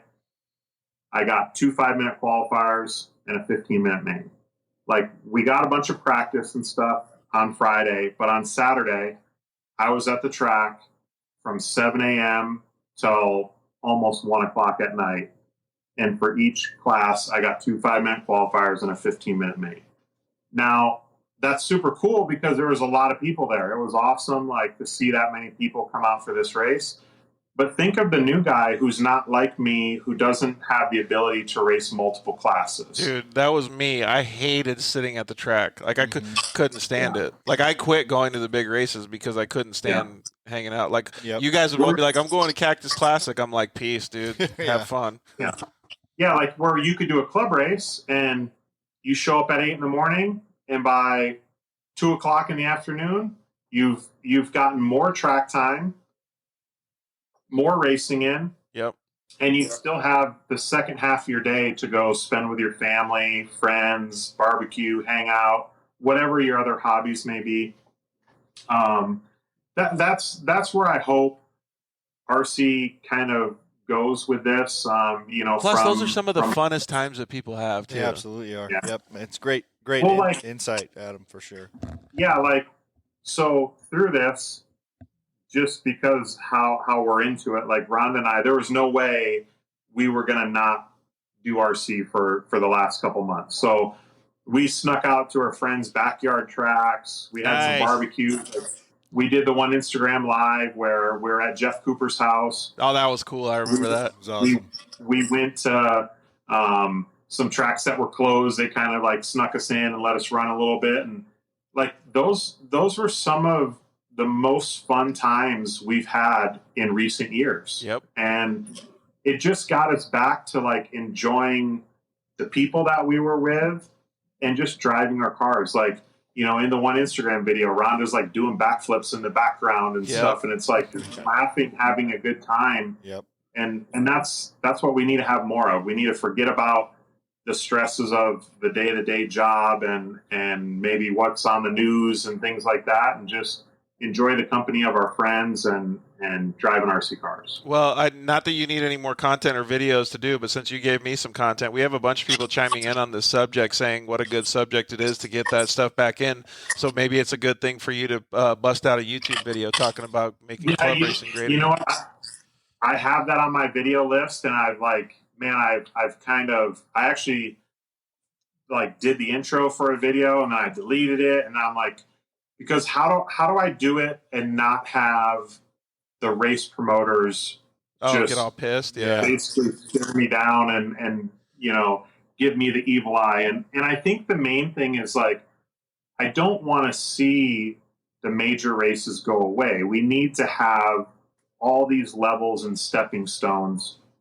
I just think we need to have less of the bigger races so that when we do have them, they're more prestigious. They have more value. So when did I get into the short course stuff? Was it like 12 or 13 or something? Yeah, it was probably about 12, I think. That was one of the first things that I brought up to Casey is I said, why do they have so many big races? Like, why isn't there just one good series or one good race that you go to?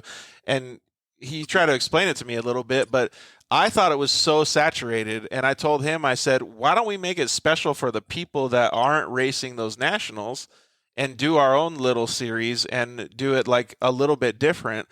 And it turned out so awesome. Triple Crown? So awesome. Like, we couldn't have gotten a better turnout in our little area that we were, like it was super, super cool for everybody that was involved. And honestly, I've never been to a Worlds or anything or Nationals or anything like that, but the smile that we saw on the people's faces that were doing this and competing for these things, it was like they were winning a national. Mm-hmm. Yeah. Yep, absolutely. I think you need to do some barbecue videos, Adam. Yeah. I need to do that video though. It's like I said, I've kind of struggled with, man, how are some people going to perceive this? But ultimately, I mean, that's what. It's my personal opinion. I mean, some are going to agree, some are going to disagree, but I don't know if it's going to necessarily make like a massive change, because I think the promoters are going to do what they feel is best for themselves, and that's fine. But I hope, if anything, like if I do that video, that it just kind of gives some people some perspective and just gets them to like remember or realize like, man, the Thursday nights at Rev, like those used to be some of the best times. Like, I didn't worry about having new tires. I didn't worry about having fun. Yeah, you just worried about just doing laps and having fun and enjoying it. Dude, if I were you and I was doing that video, I wouldn't even worry about talking about any of the top stuff that everybody does for the big races. I would just talk about the local stuff, man. That's it. Like, that's all, because that's the most important part. I mean, look at how dead the RC scene is in Southern Arizona. We don't have anything. Yep. Because nobody wanted to. And you don't have anything because there were a few key large races in Arizona, but people would gear up for those races And then once those races were done, they were like burned out. They were tired. They were over it. Broke. So the local, they were broke because they had to, buy new tires, new setup board, you name it. They just needed all new stuff to, make the race the best that it could be. And ultimately it's either shut tracks down or gotten a lot of people out of the hobby. Fortunately for us, we still do have a lot of tracks in Southern California, but those tracks, they struggle. It's not 2008. Yeah, if they're not having the big race that weekend, they almost should not be open because it's you're going to be there and spend all day to have a handful of people show up. And it's crazy too because of the population and the amount that you could actually have there. Well, a perfect example, Isaiah Keene, or I hope I'm saying your name right. Sorry, he was just saying local backyard tracks and local practice and club racing is what brings in the newcomers. Agreed, and he said he's been loving the laid back scene and the barbecues and such. Nitro Compound up in Maricopa is doing exactly that. So I feel like that's starting, Adam. And you're not the only one. I just hope we can continue that, and agreed. If not, and maybe even take it like a couple steps further, because I'm afraid as more things open up and more people are able to gather, that the promoters are going to want it to immediately go back to the way that it was, or even bigger, so that they can kind of recoup the downtime. Yep. Because I think it's a short-term, narrow-minded plan. It's, yes, you can make more money on those big weekends short-term, but if over time you're running people out of the hobby, you're running tracks out of business, it's ultimately going to be bad for everyone involved. Yeah, just like what happened in Arizona. So do you remember Kenny Brosh, our good buddy? Oh yeah, absolutely. He had an electric race that was it was off the freeway in Avondale. Yeah, at Paddocks. It was like Paddocks. It was like Thrasherland for RC cars. It was all sandy. It was awesome. I still to this day tell everybody, I'm like, and it was in the backyard of somebody's house. I remember seeing like goats and dogs and chickens and stuff running around. That was the funnest race that I ever. I mean, I didn't do good, but I remember thinking like, holy crap, this is what it's all about. This is like going to Glen Helen on a Thursday when all the pros are there. The track is super rough. You get to practice with all these badass drivers. They can't get any better than this. And it was $10 to get in. Like, it was so awesome. There's always been go ahead. Sorry. Yeah. But ultimately, Kenny had an awesome series of KVRL going, trying to do that more grassroots level stuff, grooming these drivers, to where they could then do the larger races. But again, I feel that ultimately the major races that Arizona was fortunate enough to have, DNC, Cactus Classic, that is now Desert Classic, those were all great races, but ultimately those big races kind of shut down or killed the opportunity for Kenny to continue to have those series because tracks started going away. I see what you're saying. So it seems like a vicious circle. Yeah. And two examples that come to my mind: that the Schumachers are definitely doing a good job of that, of kind of resurrecting that. And then one of my favorite tracks ever down in El Paso, SCRC, same thing. Yeah, it's always a good time. Is that the one I went to in El Paso or no? No, you never did that one. Oh, okay. But it's similar, kind of dirt. It's fun. It's motocrossy. Yeah. Great family, and they're always. It's for the racers to have a good time. Get the barbecue out, and people leave there, and we need more of it. Having a great day and remembering, why they like doing this stuff. So let's change the subject because you said that you wanted to talk about this. So Adam, I don't know if you can see what we're looking at, but Casey was telling me that Rhonda put together a bunch of pictures in this frame. This thing's awesome. I love this thing. So what is all that stuff, Case? So these are memories that she was able to gather. She was pretty crafty to find all these images, first of all, but of kind of highlights and showcasing each one of these three awesome national championships that. So these are like you and Adam together achieving certain goals or milestones in the RC car racing world. Yep, and others. The common denominator: Adam driving, myself pitting, and then other people helping. Absolutely, plenty of other people, but behind the scenes. I like how she did kind of like the black and white theme too. Pretty cool. Yep. It is super cool. So one of the things that we forgot to talk about, Adam, was your yours and Rhonda's wedding. Casey said it was awesome.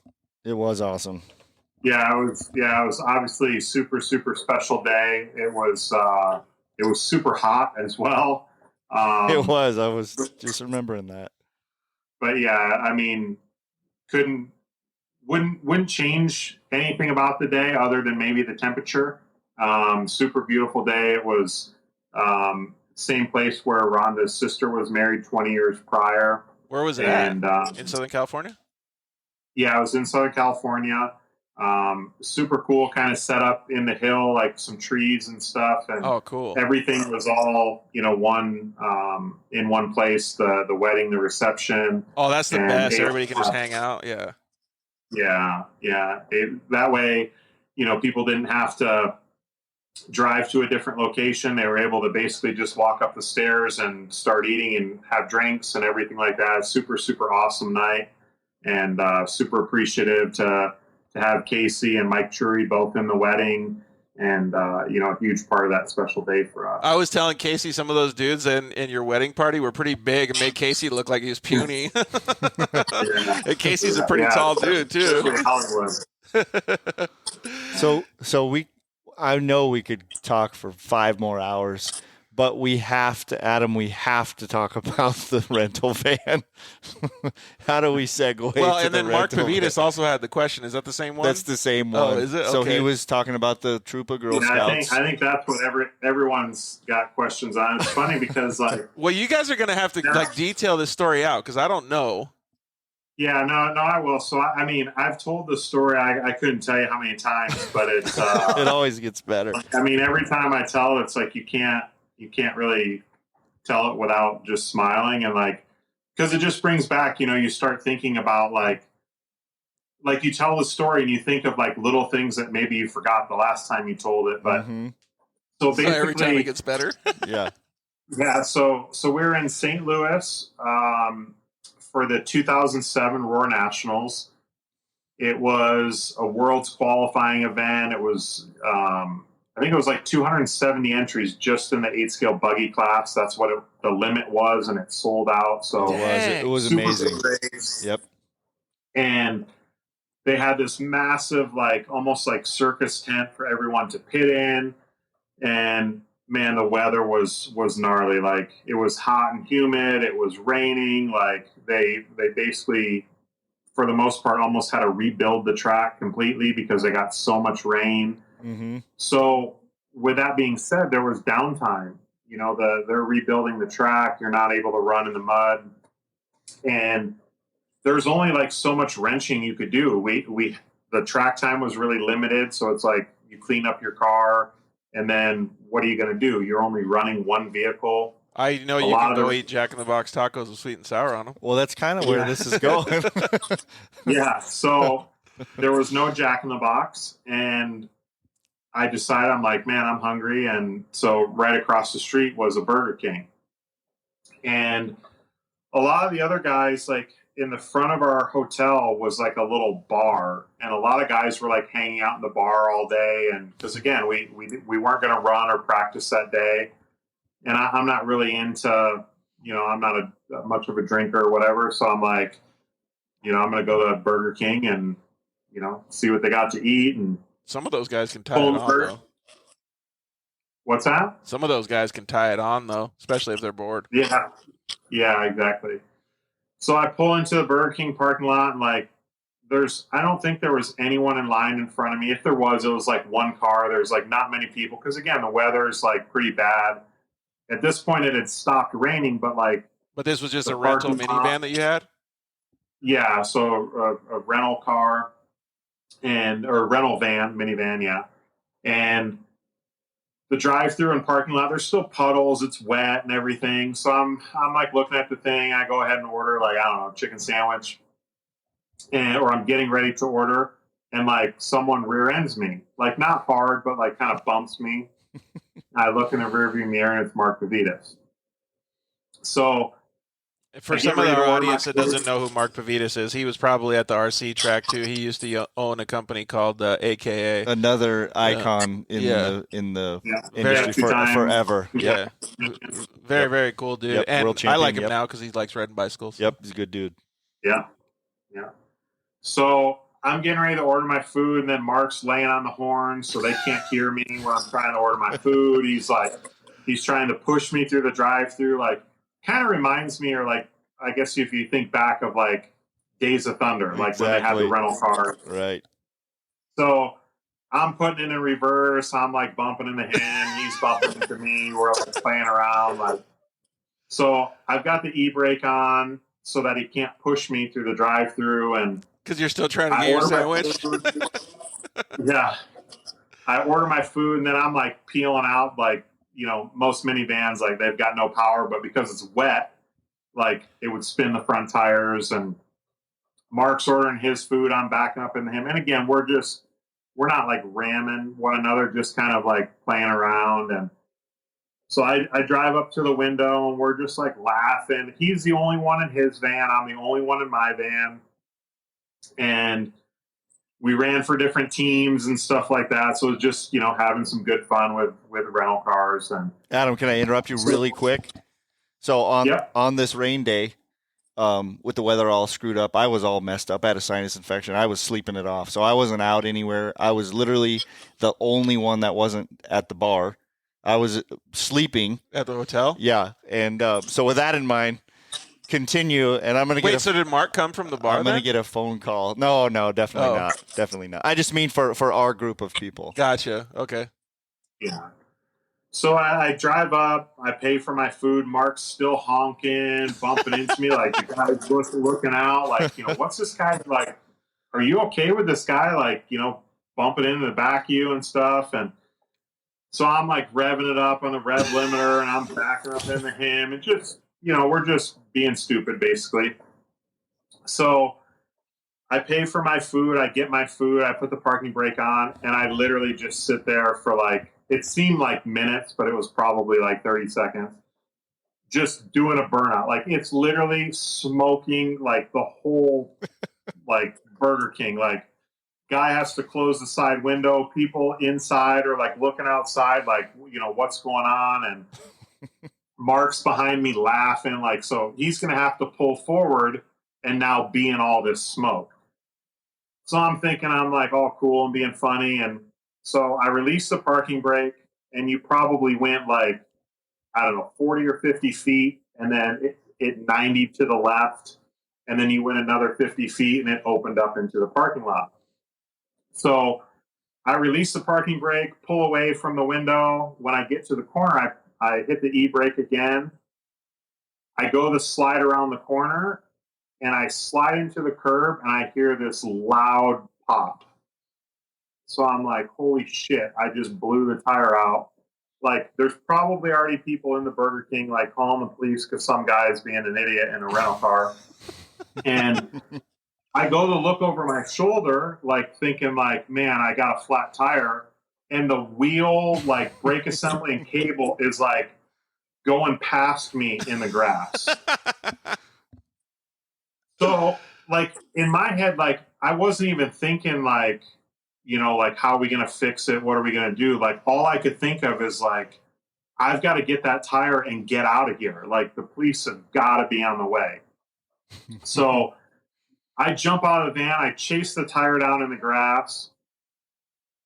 I'm carrying the tire back, and Mark couldn't really see because, like, I hit the curb, and then I rounded the corner, and then there was bushes there. So, like, he could see that the van was parked, but he didn't know that the, like, wheel broke off or anything. Did he know whether you were in it or not? Well, he knew that. Well, yeah, he didn't know for sure if I was in it or not until he pulled forward a little bit, and he sees me carrying the wheel with, like, the brake cable connected, and he literally, like, spits his drink out, gets his phone out. He's, like, recording me as I'm, like, carrying it. I open the side door of the van. He's, like, recording me, like, trying to interview me, like, Adam, what are you doing here? What happened? And I'm like all annoyed. I'm just like, dude, like, you don't understand. Like, we've got to get out of here. Like, they're going to be coming to get us. So the van's dragging on the ground, like the suspension's just digging into the concrete. Throw the tire in the van, and I start like pulling out of the parking lot, like thinking all I got to do is get out of the parking lot and across the street, and I'm at least at the hotel. So it was pretty apparent after I like went 20 feet, I'm not going anywhere in the van with 3 wheels. So long story short, like I called the rental car company. I told them I had a problem with my van, and the wheel fell off. Yeah, they're like, well, you know, do we need to come out and help you change the tire? And I said, well, no, like the whole axle broke off. And they're like, well, how did that happen? And I said, This is the best well, part. you guys have plastic mats in the floorboard. And I said, the mat must have got like wedged under the gas pedal. And I said, when I went to leave Burger King, it's like the throttle just stuck wide open, and I thought I was going to shoot like out into oncoming traffic. So I'm like, all I could do was pull the emergency brake. Otherwise, I was going to like possibly kill myself or kill other people. Like, and then like as the story went on throughout the rest of the weekend, it was like Girl Scouts were selling cookies on the corner, and like I did everything I could to save the Girl Scouts by swerving out of the way and pulling the emergency brake. But this is that poker face I was telling you about. So the craziest part though is, so the rental car place shows up. They bring a new van on a flatbed. The guy takes a statement from me, makes me fill out this whole thing. So I'm just like, all right, I'm sticking to my story. Like the plastic mat got wedged under the gas pedal. It was like the throttle stuck on your dirt bike. Yeah. My dog took my water bottle. Troop of Girl Scouts. Yeah. So I think the rental car company thought like they did something I was wrong. going to sue them. Yeah, I remember this. So they're like being super, super nice to me. They're like, here's a new van. Don't worry about it. They dragged the old one up on the trail or up on the flatbed. And I'm thinking like, man, these guys are like, they're like being really nice for me just destroying my rental car. So this was when I worked for Horizon. We would deny all the rental car coverage because Horizon had their own coverage. And so for years after this, I just was always like, I'm going to get the call. HR is going to call at some point, and they're going to question this. But again, I think the rental car company was so scared that we were going to call them and like file a claim that they never called us. We never called them. They brought me a new minivan, and I've never driven a rental van like it's not my own now. Like now I just treat it as if it's my own. I'm just getting to and from where I need to go. Like I dodged a bullet there. I'm still able to rent from all the rental car places. And you're not on the blacklist? No, I never was on a blacklist. There was never any question of it because I think, and I wasn't thinking like, you know, it's kind of like the Alvin story with the water in his room. Like I wasn't thinking like, if we like flood his room, he's going to get a free night. Like I wasn't thinking if I break the axle off this minivan, like get a free one. they're going to just bring me a new one and, you know, maybe give me a discount on my next rental.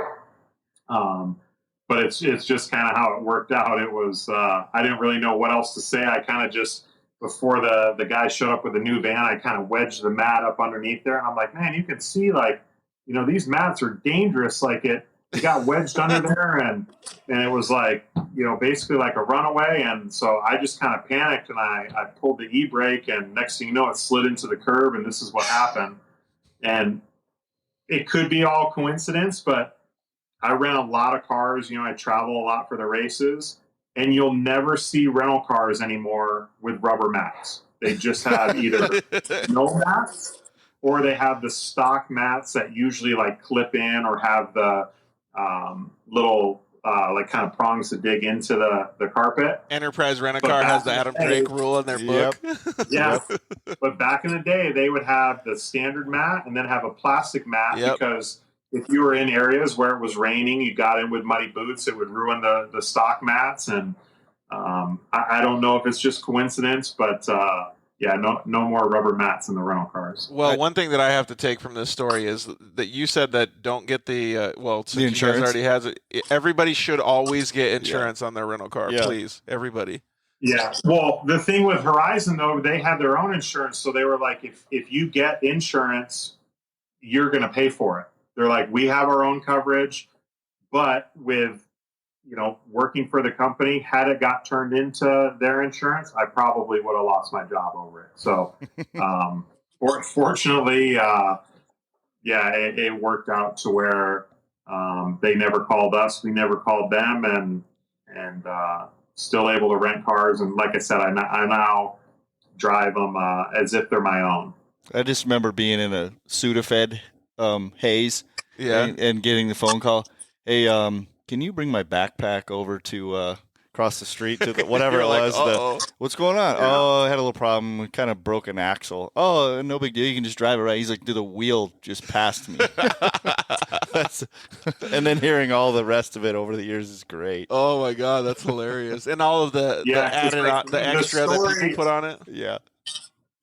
Yeah, like the story over the course of the weekend, it just kind of like progressed. It got to where, I was an idiot who broke the axle into, I was like the guy who saved this whole group of girls that was selling cookies. And, if it wasn't for my quick reflexes, probably would have wiped out a whole Girl Scout community. So. Would have took out 6 nuns that are walking down the street. Yeah.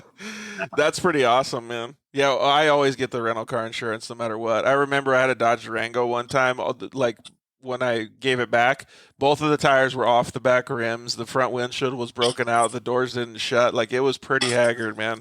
And the guy goes, what happened to this thing? I'm like, do you guys even maintain these? What happened? He's like, I'm sorry, sir.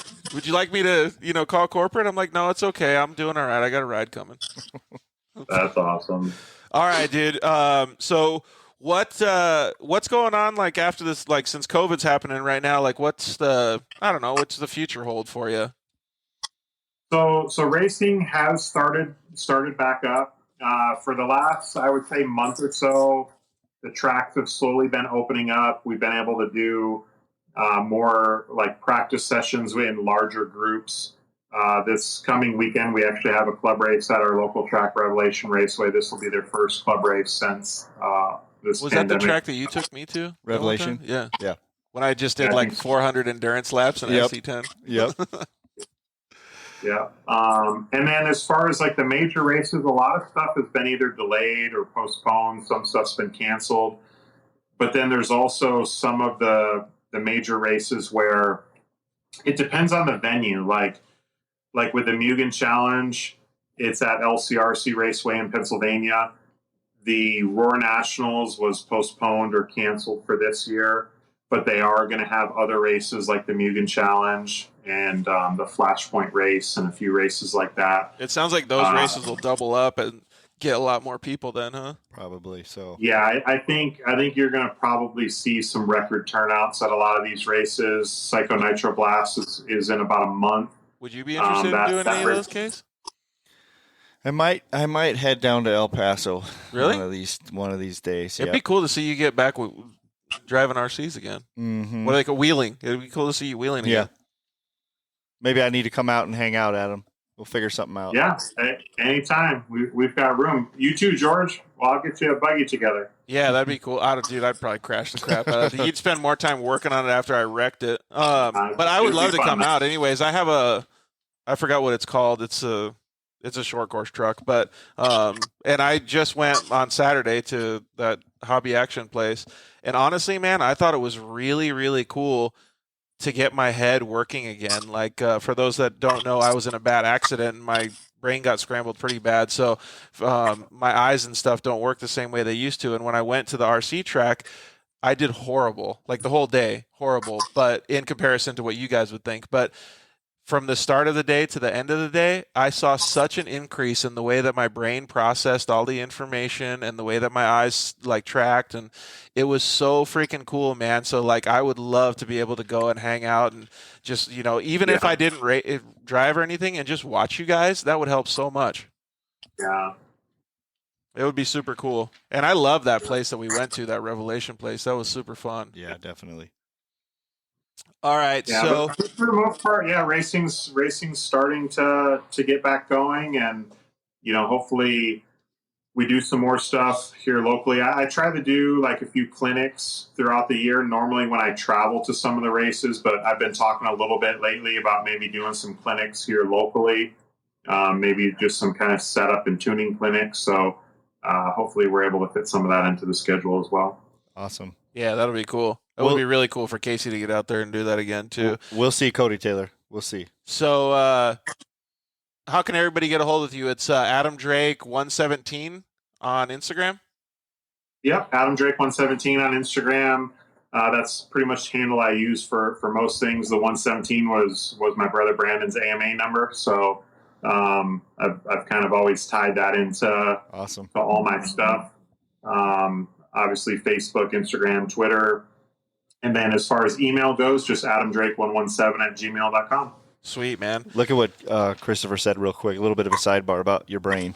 Where have you heard that before? Yeah, exactly. So true. Casey actually tells me that all the time, Christopher. Christopher said, Adam, so you can't, I don't know if you can read the comment, but he said, you have to work out your brain like it's a muscle.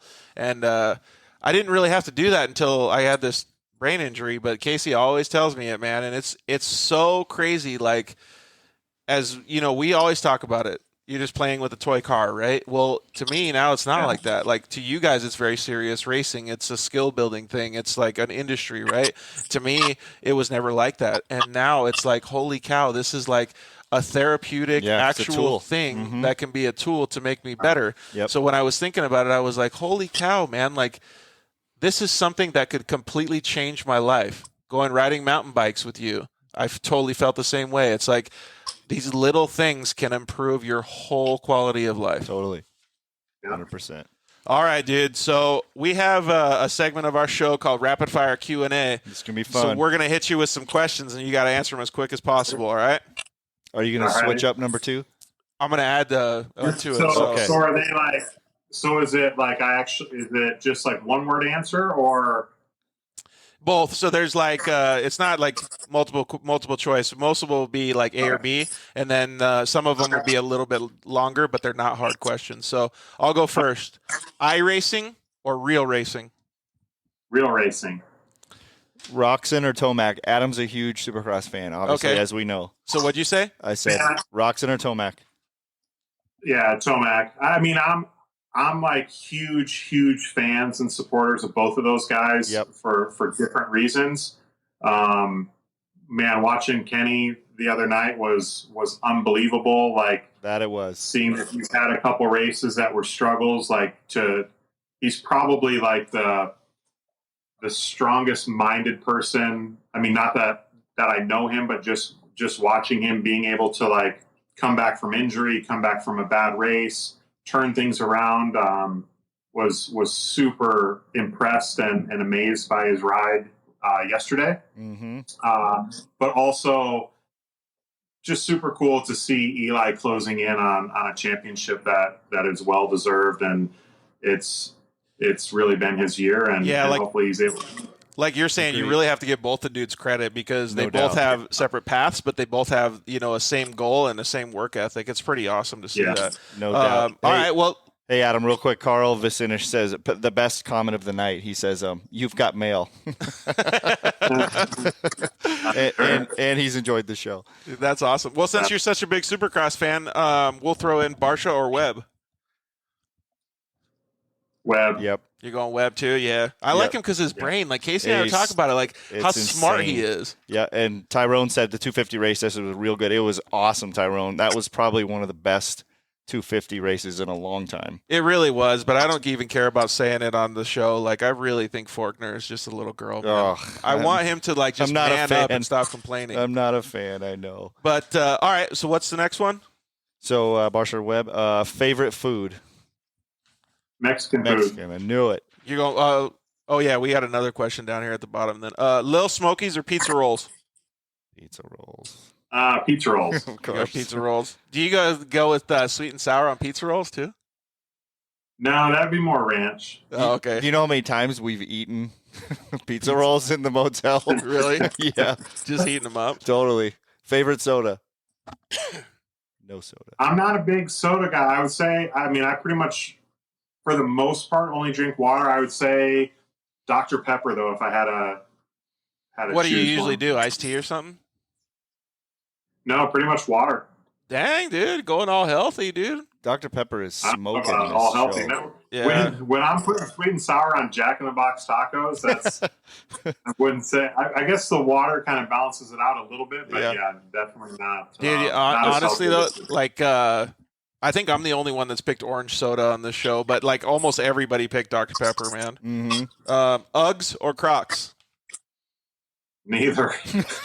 Dude, this is you got to pick one though, and I always tell everybody because I just think it's hilarious. It's probably stupid. Yeah, but it probably has to be Crocs just to put them in four-wheel drive. Represent for Corey Drakenberg. He's a big time Croc guy. He is. And does he put him in four-wheel drive? Is he what? Does he put him in four-wheel drive? Yeah. He's full time Croc. But I don't know. I'm usually hot, so Uggs would make me sweat. So I guess I gotta let it air out with the Crocs. So all right, Case. Here's a good one, Adam. Most memorable race. So many of them. Yeah, Rhonda calls the Crocs Jerusalem Cruisers. I watched a video with the Croc. I think Crocs Rhonda will get a kick out of this. Like when you put up the back thing on on your heel, it's called putting them in four-wheel drive, like locking the differentials, so you can get more traction. Yeah, so you can do some hill climbing. Yeah, exactly.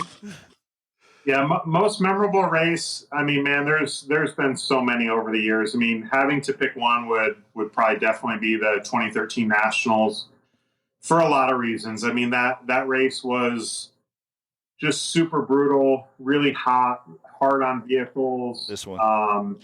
It was post Casey surgery. Yep.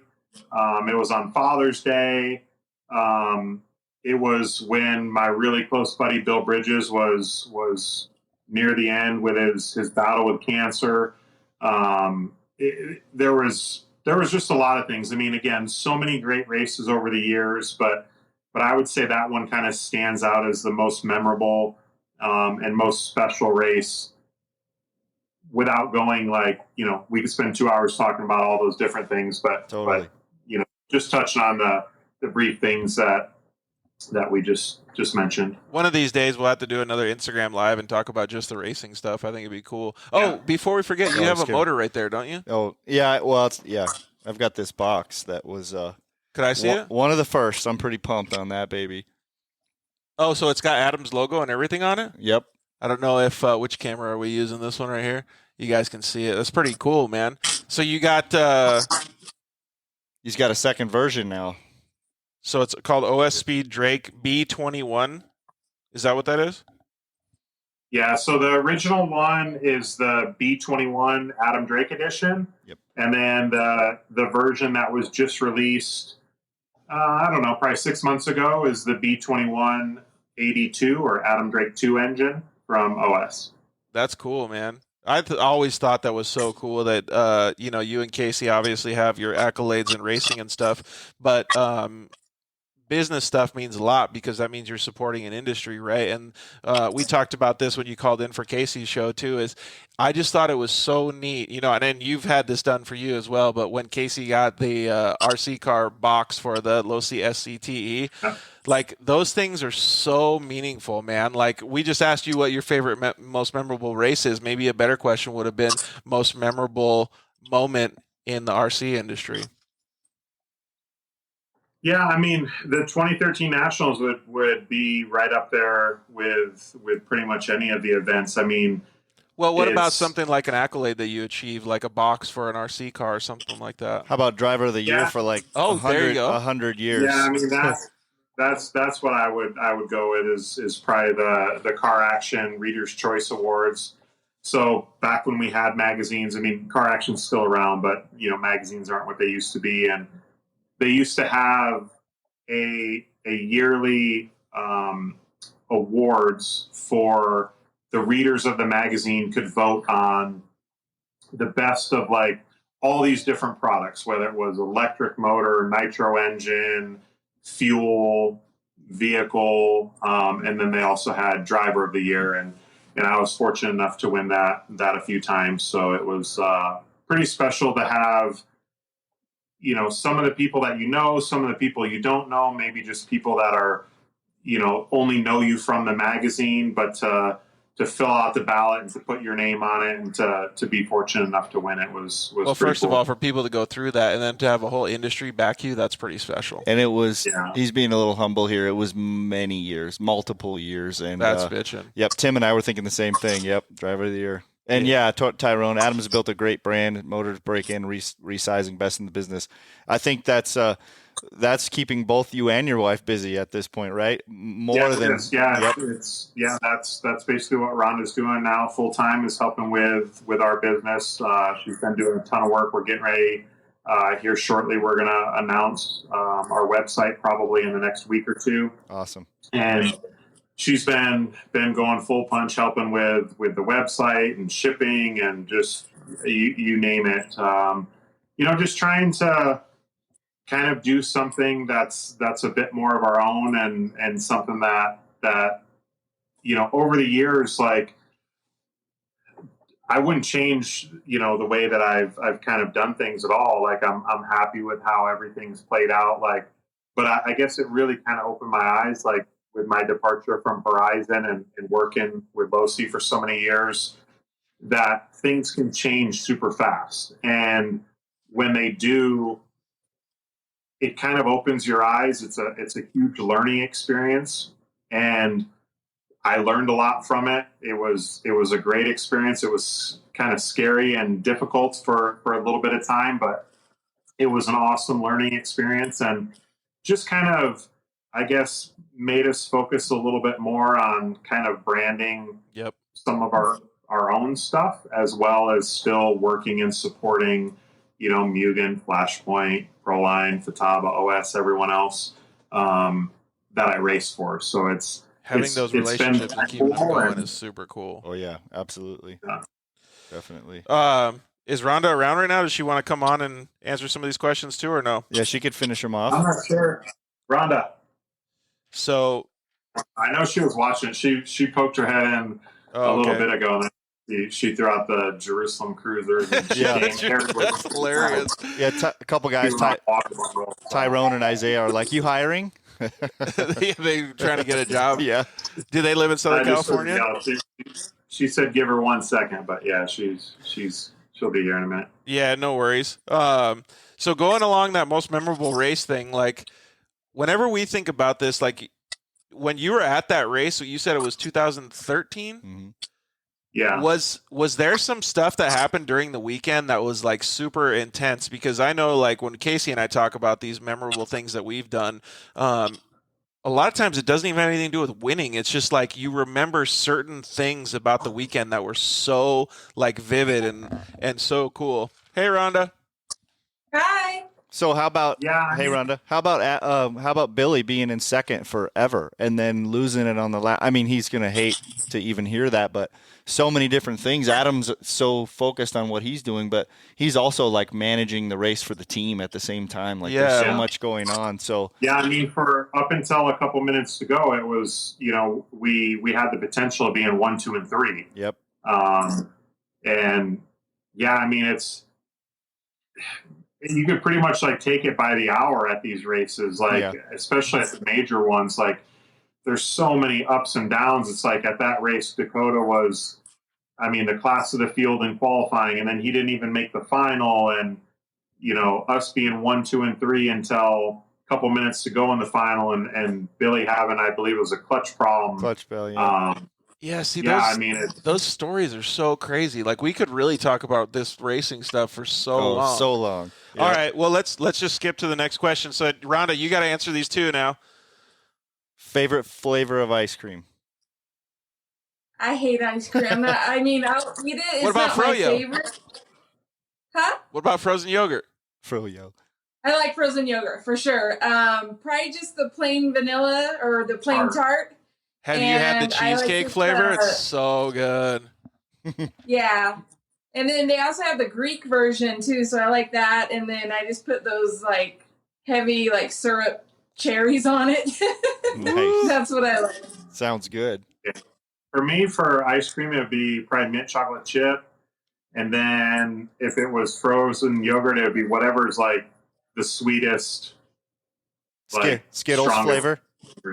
Yeah, yeah. Skittles are like nerds. I totally thought mint chocolate chip was coming up for the Michigan boy too. So did you? Yeah. Ski or snowboard? Man, I don't do either, but if I was gonna do one, it would probably be snowboarding. Same. So we know this answer for sure. Dogs or cats? Dogs. Obvious. Dogs or cats? Netflix or YouTube?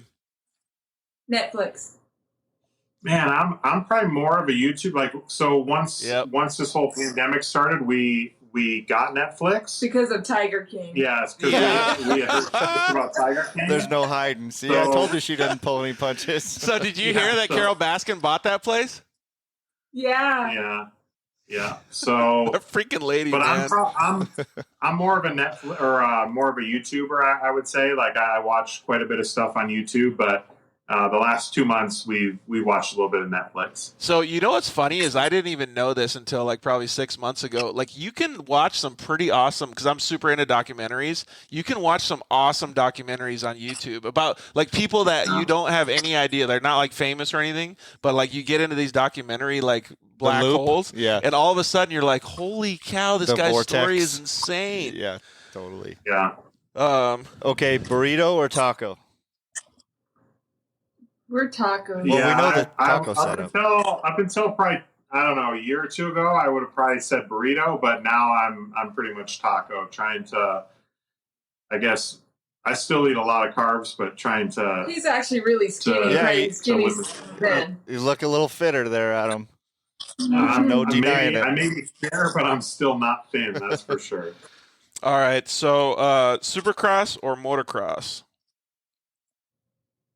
Supercross. You guys are both going Supercross? Well, I kind of think the same as you, like, because Casey was always really good at Supercross. But honestly, man, like lately, like the past few years, I've been getting super into the whole motocross thing. Like, it's just so gnarly. Like, especially how fast. Like, when you see Tomac ride a motocross track, it will freaking blow your mind. Crazy. Super. Yeah, awesome. I mean, I'm a super fan of both. Mm-hmm. But I would say if I had to pick one, it would be Supercross. Yep. Rhonda, have you ever ridden a dirt bike? Are you ride? Yeah, she ate it a couple of years ago on a friend of ours. It was shit. I think it was like a 110, but we were at it was modded. A friend's house. He's got it like was modded. And yeah, she's like, I'm going to go ride this on the fifth scale track. And I'm like, well, be careful. Like, it's the next thing you know, she comes back, like the bars are all twisted and she's all dirty. And she's like, I just ate shit. What happened? Holy cow. I wanted to race like dirt bikes and everything, but my mom wasn't having it. So, and I'm kind of glad I didn't, seeing everybody how jacked up they are and everything. So, hey, thanks. Because she kept you safe. What happened when you biffed, though?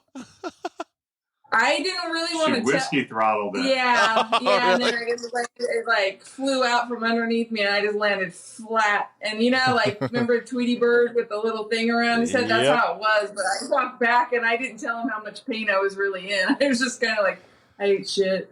And then I had my arm in a sling the next day, and I still have scars from it and everything. Nice. So now, Adam, whenever you see a dirt bike, you're like, Rhonda, no. Nope. Yeah, exactly. So what other form of racing, it's open season on this question, would you like to try? I mean, honestly, like, there's not really anything that I would want to do over RC. Like, I enjoy RC, and that's, I mean, I would do any form of racing, but if it was like I had to trade RC for another form of racing, I would stay with No, RC. let's just make it a little bit simpler then. What if somebody gave you a free pass, no budgets, and it's just one weekend? You can go do whatever you want. You gonna drive a F1 car? You gonna drive a speedboat? I would probably prefer F1 car. Nice. Rhonda? Trophy truck.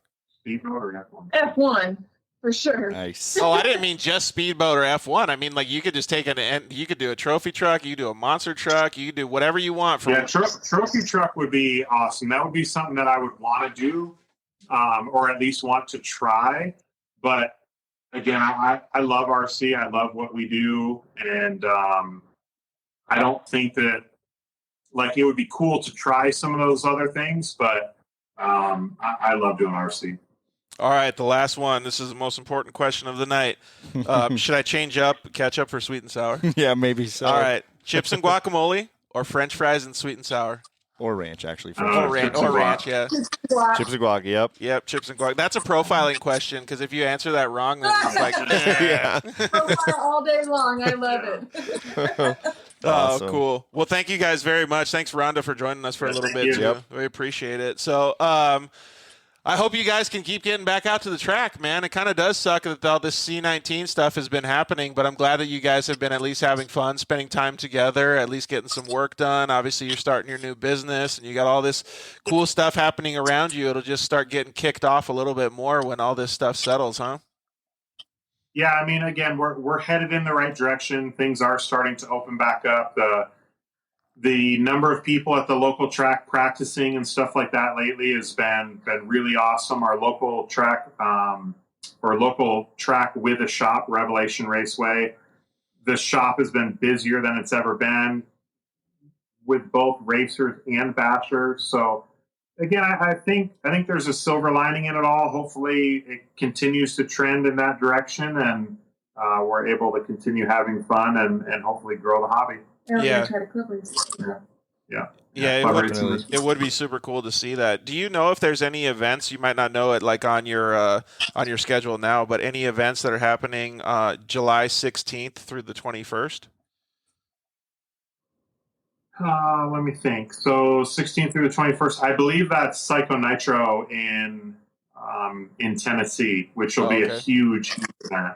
Yeah. I don't know if it's 16th through of July. So the beginning part of that week, I don't think the race starts until Friday. So I think what's 21st got to be that Sunday. Yeah, it's almost the whole week through. Excuse me, the whole week through. The reason that I asked that question was selfishly thinking about myself, is I'm going to be out in Southern California. So if any of those tracks were open out there, I might stop by and hang out for a little bit. Yeah, well, Rhonda will be in town. She's not going to do Psycho Nitro just because it's a race that pretty much runs 24 hours a day and is pretty brutal on the body. So definitely there's too many people at the Psycho Nitro wearing Jerusalem Cruisers. Yeah, that's what. How did you come up with that name? Seriously. Somebody we knew was wearing them, and the track announcer would always kind of give him a hard time about his shoes, and so I heard that and I started laughing. It stuck. That's hilarious, man. It's funny. All right. Yeah, so definitely, if you're going to be in town, hit me up, and if I'm in town, it'd be great to catch up with you and have you out at the track. If not, maybe you can come out and wheel around this car around the track a little bit. Come out. Sounds good to me. Well, I really appreciate you guys coming on the show. Rhonda, that was super cool of you to give Casey this frame picture and stuff like that too. Yep, love it. Remember that, Rhonda? Awesome to see all that stuff. Yeah, I do. So awesome. Thank you. Thank you guys for staying up late with us on a Monday night. I know you guys are busy, so we really appreciate it. Anything else you got, Case? I'm good. Good time. Great to see you guys, both of you. All right, well, thank you guys so much. It was greatly appreciated. And if there's ever want to do this in the future or Instagram Live, just hit us up. We'd be happy to be on the show. Yeah, let's definitely do it. We'll schedule something with you and Rhonda too. So definitely. Do it together or do it separate, whatever. We'll do it for sure. So, well, thank you guys very much. We really appreciate it. You guys stay safe and please have a good night. All right, you too. Good night. See you guys. See you guys. See you guys later. Man, that was super cool. It's always amazing to me to understand how long you can go really catching up with somebody and talking about the things that they did in their life. Like, totally. We said it so how many times did we say it tonight? Like, how much more we could talk. Oh, it's just barely scrubbing the surface. That's I for wonder sure. how our other guests feel about that same thing. You know what I mean? Like, it would just be crazy to have a 5-hour show and see how much we could get done. Right. You know, like, I do. oh my gosh, it would be a little bit much for us to sit here for 5 hours. So thank you guys very, very much for tuning in. We really appreciate that everybody stayed on for so long with us tonight. We had a pretty long show. But again, why it's so cool to dive into the stuff that nobody knows about. It really was, because half the people that were commenting were saying, wow, I didn't know that, or oh, what a good story. Or Yep. So like if you only had 3 hours to get 20 hours in, it would be awesome to know the stuff, which is what our guests do a lot of the times. Exactly. It's what we focus on, at least. It is, exactly, man. So we hope you guys enjoyed it. Yeah. Oh, hey, Brian. I didn't mean to not say, we had a lot of comments coming out on Facebook and stuff too. So don't forget, I know a lot of people already dropped off, but don't forget, tomorrow we have a video being released at 10 a.m. on YouTube. So check out the Dirt Life Show YouTube channel. We'll probably put it on Instagram as well on Wednesday, of Casey taking me on my first mountain bike ride using an e-bike from a Trek Rail Rail 7 from Broadway Bicycles. They helped out quite a bit, so it was really, really cool, man. Like Casey said in the video, I had a smile from ear to ear, so it was awesome to have that. So check it out tomorrow at 10 a.m. We'll see if we can get a bunch of views on YouTube for that. Next week's guest, we have our longtime friend, grew up in Tucson, Arizona as well. His name is Jake Ubetta. He raced short course side-by-sides with me, actually kind of taught me how to do all that stuff, and then now he's a professional drone pilot and does a lot of filming with guys like Jeremy McGrath and Kyle LeDuc, just a whole bunch of RJ Anderson, a whole bunch of awesome people. So I think a small stint in a truck too. Yeah, exactly. Yep. Yeah, pretty cool stuff. He's a super cool guy, super humble, and to see the path that he's taken and the things that he's done in his life is pretty freaking awesome. And to see the leading this new like drone filming industry and stuff like that with the off-road stuff is pretty bitchin', man. He's making a name for himself for sure. 100%. So thank you very much to all of our sponsors, Shock Therapy, thank you Solderwell, thank you Zollinger Racing Products, Rugged Radios, and KMC Wheels. On all those websites, you can use the code DIRTLIFE and save yourself a whole bunch of money. You can give those guys a buzz and talk to them on social media, tell them the Dirt Life sent you, and yeah, man, you can just help out the people that help us. So we appreciate you guys hanging out with us tonight. We love you guys so much. You guys are our lifeblood. So absolutely. Thank you guys very much. We will see you guys next Monday, 6 p.m. live on Facebook and YouTube. We love you. Good night. Thanks for listening to The Dirt Life Show.